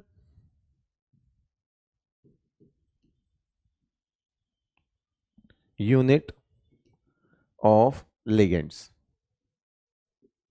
single unit of ligand, एक लिगेंड के लिए बोला जाता है डेंटिसिटी। ऐसे बोलते कि इस कॉम्प्लेक्स की डेंटिसिटी क्या है, गलत हो गया शब्द। डेंटिसिटी हमेशा लिगेंड की प्रॉपर्टी है, लिगेंड के अंदर पढ़ रहे हैं, लिगेंड के लिए पूछा जाएगा। कॉम्प्लेक्स के लिए डेंटिसिटी की बात नहीं की जाती, कॉम्प्लेक्स के लिए डेंटिसिटी की बात नहीं की जाती। एक लिगेंड एक बार में, देसी बात है, MDJ कह रहा है, एक लिगेंड एक बार में, एक लिगेंड एक साथ, एक लिगेंड एक साथ CMI से कितने जितने बॉन्ड बनाता है। क्या बोला? एक लिगेंड एक साथ सीएमआई से जितने बॉन्ड बनाता है वो क्या है आपका? वो आपका क्या कहलाता है? डेंटिसिटी। वो क्या कहलाता है आपका? डेंटिसिटी। इसको बोलते हैं डेंटिसिटी। क्या बोलेंगे इसको? डेंटिसिटी। जैसे मोनोडेंटेट हो गए, जैसे ये साइनाइड आयन हो गया, Cl- Br- है ना, H2O, NH3, है ना, ये सब एक ही बार में एक ही बॉन्ड बनाते हैं, सब क्या है? मोनोडेंटेट। ठीक है, मोनोडेंटेट है। कितने बॉन्ड बनाते हैं, कितने लोन पेयर डोनेट करते हैं एक साथ, ये मोनोडेंटेट कहलाएंगे। इनकी डेंसिटी को क्या बोलेंगे? हम 1 बोलेंगे। ये चीजें, ठीक है। और डेंटिसिटी जो है वो कहीं ना कहीं इस चीज से ही डिसाइड होती है कि यूनिट, एक यूनिट कितने बॉन्ड बना रही है। आपको बहुत ज्यादा, आपको टोटल देखने की जरूरत नहीं है। अगर मान लो किसी कॉम्प्लेक्स में 3 तरह के लिगेंड्स हैं, तो वो तीनों की एक साथ, मान लो एक कॉम्प्लेक्स में ये तीनों लिगेंड्स हैं, तो वो ऐसे नहीं पूछ सकता कि डेंटिसिटी 3 कर दूं क्या। नहीं, डेंटिसिटी कभी जुड़ती नहीं है कि 3 लिगेंड है तो टोटल डेंटिसिटी आप 3 लिख दो, ऐसा नहीं होगा। वो तो फिर कोऑर्डिनेशन नंबर हो गया, और वो मेटल का होता है, कॉम्प्लेक्स का। अगर मैं इनके नंबर ऑफ सिग्मा, इन इसका सिग्मा एक बोल दूं, एक सिग्मा, इसका भी एक सिग्मा, एक सिग्मा, इसकी डेंटिसिटी 1, इसकी डेंटिसिटी 1, इसकी डेंटिसिटी 1, और लेट सपोज अगर ये किसी कॉम्प्लेक्स में तीनों ही प्रेजेंट है, तो मैं ये नहीं बोल सकता कि इस कॉम्प्लेक्स की डेंटिसिटी 3 कर दो। क्यों? क्योंकि डेंटिसिटी 1 2 3 जोड़ दो, नहीं, वो तो कोऑर्डिनेशन नंबर हो गया था फिर। सो फर्क समझिएगा, डेंटिसिटी कभी भी आपको कॉम्प्लेक्स के लिए नहीं पूछी जाती। डेंटिसिटी एक लिगेंड की प्रॉपर्टी होती है। इनफैक्ट लिगेंड अगर सारे एक साथ हैं, 6 साइनाइड हमने लिखा है, मान लो हमने यहां पे लिखा है K4FeCN6, देखो बेटा गलती बच्चा कहां करता है वो मैं बता रहा हूं। तो 6 साइनाइड की डेंटिसिटी नहीं होती, वो एक साइनाइड की डेंटिसिटी पूछेगा, तो मैं इसकी डेंटिसिटी 6 थोड़ी बोल दूंगा, वो तो कोऑर्डिनेशन नंबर हो गया मेरे भाई। डेंटिसिटी हमेशा सिंगल यूनिट ऑफ लिगेंड के रिस्पेक्ट में बात की जाती है। डेंटिसिटी प्रॉपर्टी एक यूनिट, एक सिंगल लिगेंड की प्रॉपर्टी है, ना कि कॉम्प्लेक्स के अंदर वो कितना है, क्या है, नंबर से उसको कोई लेना देना नहीं है। ये एक लिगेंड कितना कैपेबल है इलेक्ट्रॉन पेयर को डोनेट करने में, उसके लिए बोलेंगे कि हम उसकी डेंटिसिटी 1 है। तो सबसे बड़ी बात वही है, जिस तरह से मैं कोई आपसे पूछे कि CH4 की कोवेलेंसी बताओ, आप हंस के काट दो बात कर, CH4 की कोवेलेंसी नहीं होती। CH4 में कार्बन की पूछो, CH4 में हाइड्रोजन की पूछो, हम बताएंगे। तो वो सवाल ही गलत होता है। आपको किसी कॉम्प्लेक्स की डेंटिसिटी नहीं पूछ सकता, कॉम्प्लेक्स के अंदर प्रेजेंट लिगेंड की डेंटिसिटी पूछ सकता है। और अगर लिगेंड्स एक से ज्यादा है तो भैया ऐसा नहीं कि आप डेंटिसिटी को टोटल जोड़ दोगे, नहीं, डेंटिसिटी हमेशा एक ही लिगेंड की सोची जाएगी। सिंगल लिगेंड की डेंटिसिटी होती है, ठीक है, सिंगल लिगेंड। तो मैंने बहुत जोर देकर ये चीज आपको समझाई है, उसका एक कारण है, क्योंकि आगे जाकर बच्चा कोऑर्डिनेशन नंबर और डेंटिसिटी को एक ही मान लेता है, लेकिन मैं कह रहा हूं एक ही नहीं है, ठीक है, बिल्कुल अलग है। डेंटिसिटी शब्द आप कॉम्प्लेक्स के लिए यूज ही नहीं कर सकते। डेंटिसिटी वर्ड आप सिंगल लिगेंड्स के लिए यूज करोगे। सिंगल लिगेंड, अगर 6 लिगेंड है तो 6 में भी 6 के 6 साइनाइड की डेंटिसिटी ऐसे नहीं जोड़ के बोल दोगे कि 6 हो गई, नहीं, वो तो एक यूनिट, एक लिगेंड की ही प्रॉपर्टी है। Always consider for the single unit of ligand, property of single ligand, ठीक है। ऐसा नहीं कि सबको जोड़ दिया, नंबर वगैरह नहीं जोड़ना है, ठीक है भाई। फिर आती है बात क्लासिफिकेशन ऑफ लिगेंड्स की। तो on the basis of charge हम पढ़ेंगे। आज आपको मैं क्लासिफिकेशन देकर जाऊंगा, आपको अच्छे से याद करना है, अच्छे से याद करना है, बहुत अच्छे से। On the basis of denticity वो मैं मार्क करा दूंगा आपको, उन्हीं के अंदर आज जिसको आप लिखोगे उसी के अंदर आपको मार्क करा दूंगा। और फिर based on electron donation and acceptance, 2 तरह के लिगेंड्स होते हैं, एक होता है नॉर्मल, है ना, एक होता है क्लासिकल, और एक होता है नॉन क्लासिकल। इस पे 2 तरह के होते हैं, क्लासिकल, इसको तो यहीं समझ लो, और एक होते हैं नॉन क्लासिकल। क्लासिकल मतलब पुराने जमाने के। पुराना जमाना ये कहता है कि लिगेंड सिर्फ डोनेट कर सकते हैं और कुछ नहीं, ये सिग्मा बॉन्ड, बात खत्म। लिगेंड सिर्फ डोनेट कर सकते हैं, पुराना जमाने की बात है। लेकिन आज नया जमाना है, नया जमाना ये कहता है कि कौन तो ले रहा है, कौन दे रहा है, भगवान जाने भैया क्या ही चल रहा है, दो तरफा काम चल रहा है। तो नया जमाना ये कहता है कि मेटल से, ये तो पुराने जमाने की बात हो गई, लेकिन आजकल के नए जमाने के लिगेंड्स ऐसे हो गए हैं, जो नए जमाने के ऐसे लिगेंड्स हो गए हैं जो इसके साथ पाई बॉन्ड बना लेते हैं, मतलब इधर से इधर डोनेट कर देते हैं, इधर से इधर भी डोनेट कर देते हैं। मेटल से लिगेंड की तरफ भी डोनेशन हो जाता है, और जब ये मेटल से लिगेंड की तरफ डोनेशन हो जाता है तो हम इसको ऐसे भी रिप्रेजेंट कर सकते हैं, है ना, सिंपल सी भाषा में ऐसे भी रिप्रेजेंट कर सकते हैं कि ये तो हो गया बेटा आपका सिग्मा, जो ये दे ही रहा है, यहां तक तो काम क्लासिकल चल रहा है, लेकिन ऐसे लिगेंड्स जो मेटल से एक्सेप्ट भी कर लें वो क्या होंगे, पाई बॉन्ड बनाएंगे ऑब्वियसली, क्योंकि एक सिग्मा बन चुका है तो एक तो पाई बनेगा, है ना। तो ये होता है आपका नॉन क्लासिकल लिगेंड्स। और इन नॉन क्लासिकल लिगेंड्स को, नॉन क्लासिकल लिगेंड्स को क्या बोलते हैं, पाई एसिड लिगेंड्स। क्या बोलते हैं बेटा इनको, pi acid ligands, pi acid ligands. Because because कारण क्या है, form pi bond by accepting electron density from metal. इसको पाई एसिड लिगेंड क्यों बोला, इसको पाई एसिड लिगेंड क्यों बोला, क्योंकि they they will form pi bond. एक तो एक्सेप्ट कर रहे हैं, तो एक्सेप्ट से क्या आ गया, एसिड शब्द आ गया, एक्सेप्ट कर रहे हैं तो एसिड आ गया। एक्सेप्ट करके कौन सा बॉन्ड बना रहे हैं, तो पाई बॉन्ड बना रहे हैं, तो पाई एसिड। एसिड पाई इसलिए क्योंकि बॉन्ड जो बन रहा है वो पाई है, उधर से उल्टा वाला, नॉन क्लासिकल में उल्टा वाला। और एसिड क्यों बोल रहे हो, तो एक्सेप्ट करके ही तो पाई बना रहे हैं, और इलेक्ट्रॉन को अगर आप एक्सेप्ट करते हो तो आपको लुईस एसिड कहा जाता है, याद है। तो आप एक्सेप्ट कर रहे हो तो आप लुईस एसिड हो, तो लुईस एसिड से शब्द निकाला इन्होंने एसिड, और वो काम करके आप कौन सा बॉन्ड बना रहे हो, तो आप पाई बॉन्ड बना रहे हो, तो वहां से शब्द निकाला पाई, और दोनों को मिला के लिख दिया पाई एसिड लिगेंड्स। इनको क्या बोलते हैं बेटा, पाई एसिड लिगेंड्स। ये नए जमाने के लिगेंड्स हैं, हम पढ़ेंगे आगे। अभी तक तो हम अगर इस टॉपिक पर आएंगे जो कि हमारा सिनर्जिक बॉन्डिंग कहलाता है, तो आप अभी सिर्फ नॉन क्लासिकल का टाइप समझ लीजिए। यूं समझ लीजिए मैंने ये तीसरे तरह का टाइप तो आपको करवा ही दिया है। ये जो तीसरे तरह का टाइप है ये मैं आपको करवा चुका हूं। हमारे पास ये दो तरह के टाइप हैं, जिसमें हम आज ये वाला देकर जाऊंगा मैं आपको चार्ज के बेसिस पे, फिर कल हम क्या करेंगे, आप जब नोट करोगे तो मैं उसमें ही मार्क करवा दूंगा कि चार्ज के बेसिस पे जब आपने क्लासिफाई किया है तो उसमें ही आप मार्किंग कर दीजिए on the basis of denticity.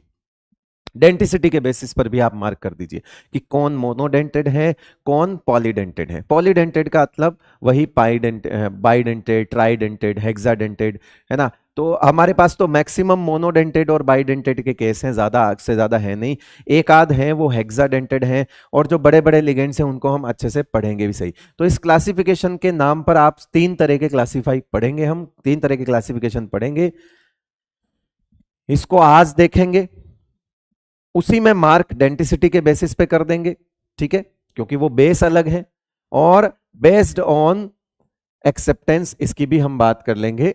ये तो हमने कर ली है, बस इतना ही, अभी इतना ही जानना है। बाद में जब एक टॉपिक आएगा synergic bonding, bonding in metal carbonyls, उसमें हम इसके बारे में चर्चा करेंगे। मैं आपको याद दिलाऊंगा कि बेटा मैंने पहले लेक्चर के अंदर नॉन क्लासिकल लिगेंड्स वाली बात करी थी, समय आ गया है आज हम नॉन क्लासिकल लिगेंड्स के बारे में बात करेंगे। तो अभी तक हमको तब तक हमको जरूरत नहीं पड़ेगी, बस इतना समझ लो कि ऐसा भी कुछ होता है जो दोनों तरफ होता है। क्लियर है भाई, चल। तो आपको on the basis of charge मैं आज आपके देकर जा रहा हूं। On the basis of charge सबसे पहले हम एनायनिक लिगेंड्स की बात करेंगे। एनायनिक लिगेंड्स के लिए हमेशा एक सफिक्स यूज होता है, एंड वो सफिक्स आपका क्या होता है बेटा, सफिक्स ओ सफिक्स यूज होता है। जैसे सल्फेट है, हम सभी जानते हैं कि सल्फेट, तो that is called sulphato. Carbonate, carbonato, Cl chlorido, Br bromido, मतलब नाम बिगाड़ दोगे, रमेश रमेशो, ठीक है, राजस्थान में नाम ज्यादा बिगाड़ते बेटा, तो रमेश रमेश हो, मोहित मोहित्यो, तो ओ, तो वो नाम बिगाड़ने वाली बात है। ठीक है भाई, तो ये सारे के सारे नाइट्राइडो, अजाइडो, इमिडो, अमाइडो, फ्लोरिडो, ये सब हो गए। ये सारी चीज आपको यहाँ पे लिखी हुई है। ठीक है भाई, सब कुछ लिखा हुआ है। ओके, क्लियर है। सर आपने एक कलर अलग क्यों किया है? कल पता चलेगा ये तो, जब मैं बोल दूंगा कि कुछ अलग होता होगा। फिर आपको ये देखो, यहाँ पर 21 नंबर है, आपको 22 नंबर लिखना भी है, और कितनी जगह छोड़नी है, मतलब आधा पेज छोड़ना है इन दोनों के लिए, या इन दोनों के लिए एक पेज छोड़ देना, इतना ही गैप दे देना। 21 नंबर तक पीछे, 22 नंबर पे आप ये लिखोगे मैंने गैप छोड़ा है, तो आपको भी गैप छोड़ना है, यहां पर भी गैप छोड़ना है। कल काम करेंगे हम इस पे हम क्या करने वाले हैं, कल काम करने वाले हैं। तो आपको भी गैप छोड़ना है, यानी कि पेज पे खाली जगह छोड़नी है। छोड़ दोगे भाई, ऐसे लिखोगे तो पेज पे आपको खाली जगह छोड़नी है इतनी। फिर आपको आगे बढ़ना है। फिर तो 24 नंबर, 24 नंबर में ये सिर्फ लिख के लाना है आपको, आप लिख लेना सिर्फ, ठीक है, नोट कर लेना, होमवर्क है। और फिर एक पेज छोड़ देना, एक पेज पूरा छोड़ देना इस डीएमजी के लिए, आगे और पीछे दोनों। वापस बोल रहा हूं, एक पेज पूरा छोड़ देना आगे और पीछे, जिसको आप क्या बोलते हो, दो पेज बोलते हो। जैसे एक इस साइड और एक बैक साइड, अगर आप इसको दो पेज बोलते हो तो दो पेज, और अगर आप उसको एक पेज बोलते हो तो एक पेज, जैसा भी आपको। तो एक पूरा पेज यहां पे भी छोड़ देना। फिर यहां पे आपको एक पेज यहां पर भी छोड़ देना। ठीक है, ये एक पेज छोड़ देना, कितना मैं लिख के चला जाता हूं, यहाँ पे एक पेज खाली छोड़ना है, 25 नंबर को ऐसे ही छोड़ देना है। फिर ये सब करने के बाद आपको न्यूट्रल लिगेंड्स लिखने हैं फिर से। ठीक है, न्यूट्रल लिगेंड्स लिखने हैं, और न्यूट्रल लिगेंड्स के बाद तो ये नीचे कैटाइनिक लिगेंड्स लिखने हैं बस। फिर आपको कुछ नहीं करना है, बाकी हम कल करेंगे, जो कुछ करेंगे वो हम क्या करेंगे, कल करेंगे। यहां तक आपको लिखना है, ये होमवर्क है। होमवर्क क्यों बोल रहा हूं, क्योंकि लिखना है, लिखना है, सिर्फ लिखना है। ये भी आपको बता कर रहा हूं, होमवर्क, और एक पेज खाली छोड़ना है ना, ब्लैंक छोड़ना है। और बताओ यहां पे एक पेज, दो पेज, दो पेज ब्लैंक छोड़ने हैं। भाई आप नोट करो तो ठीक, नहीं तो कल भी यही स्लाइड होएगी, पर दो पेज खाली जरूर छोड़ देना।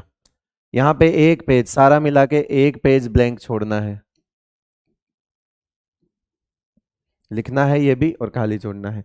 और ये आपको एज इट इज नोट करना है, होमवर्क हो गया ये आपका, क्लियर भी। तो ये भी लिखना है, ये भी लिखना है, खाली छोड़ना है इसको।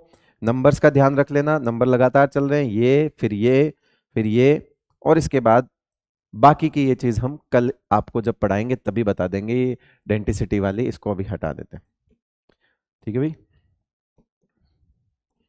तो कल हम क्या करेंगे, लिगेंड्स के बारे में ही पढ़ेंगे, कल का हमारा लिगेंड्स लिगेंड्स ही जाएगा, यूं चिंता मत करो। कल लिगेंड्स लिगेंड्स ही जाएगा, ज्यादा कुछ नहीं होगा, लिगेंड्स ही जाएगा। मतलब ये कल जो अगला लेक्चर होगा ना हमारा, वो इसकी इसकी इसकी डिटेल में ही जाएगा, ये थोड़ा डिटेल में जाएगा, तो मे बी वो एक पूरा लेक्चर चला जाए, कोई टेंशन वाली बात नहीं है। लेकिन वो काफी इंपॉर्टेंट लिगेंड्स है। जगह कितनी छोड़नी है मैंने बता दिया बेटा। चलिए, ये आपका फर्स्ट लेक्चर था, बहुत ज्यादा मैंने नहीं पढ़ाया है पहले लेक्चर में, बहुत आराम से।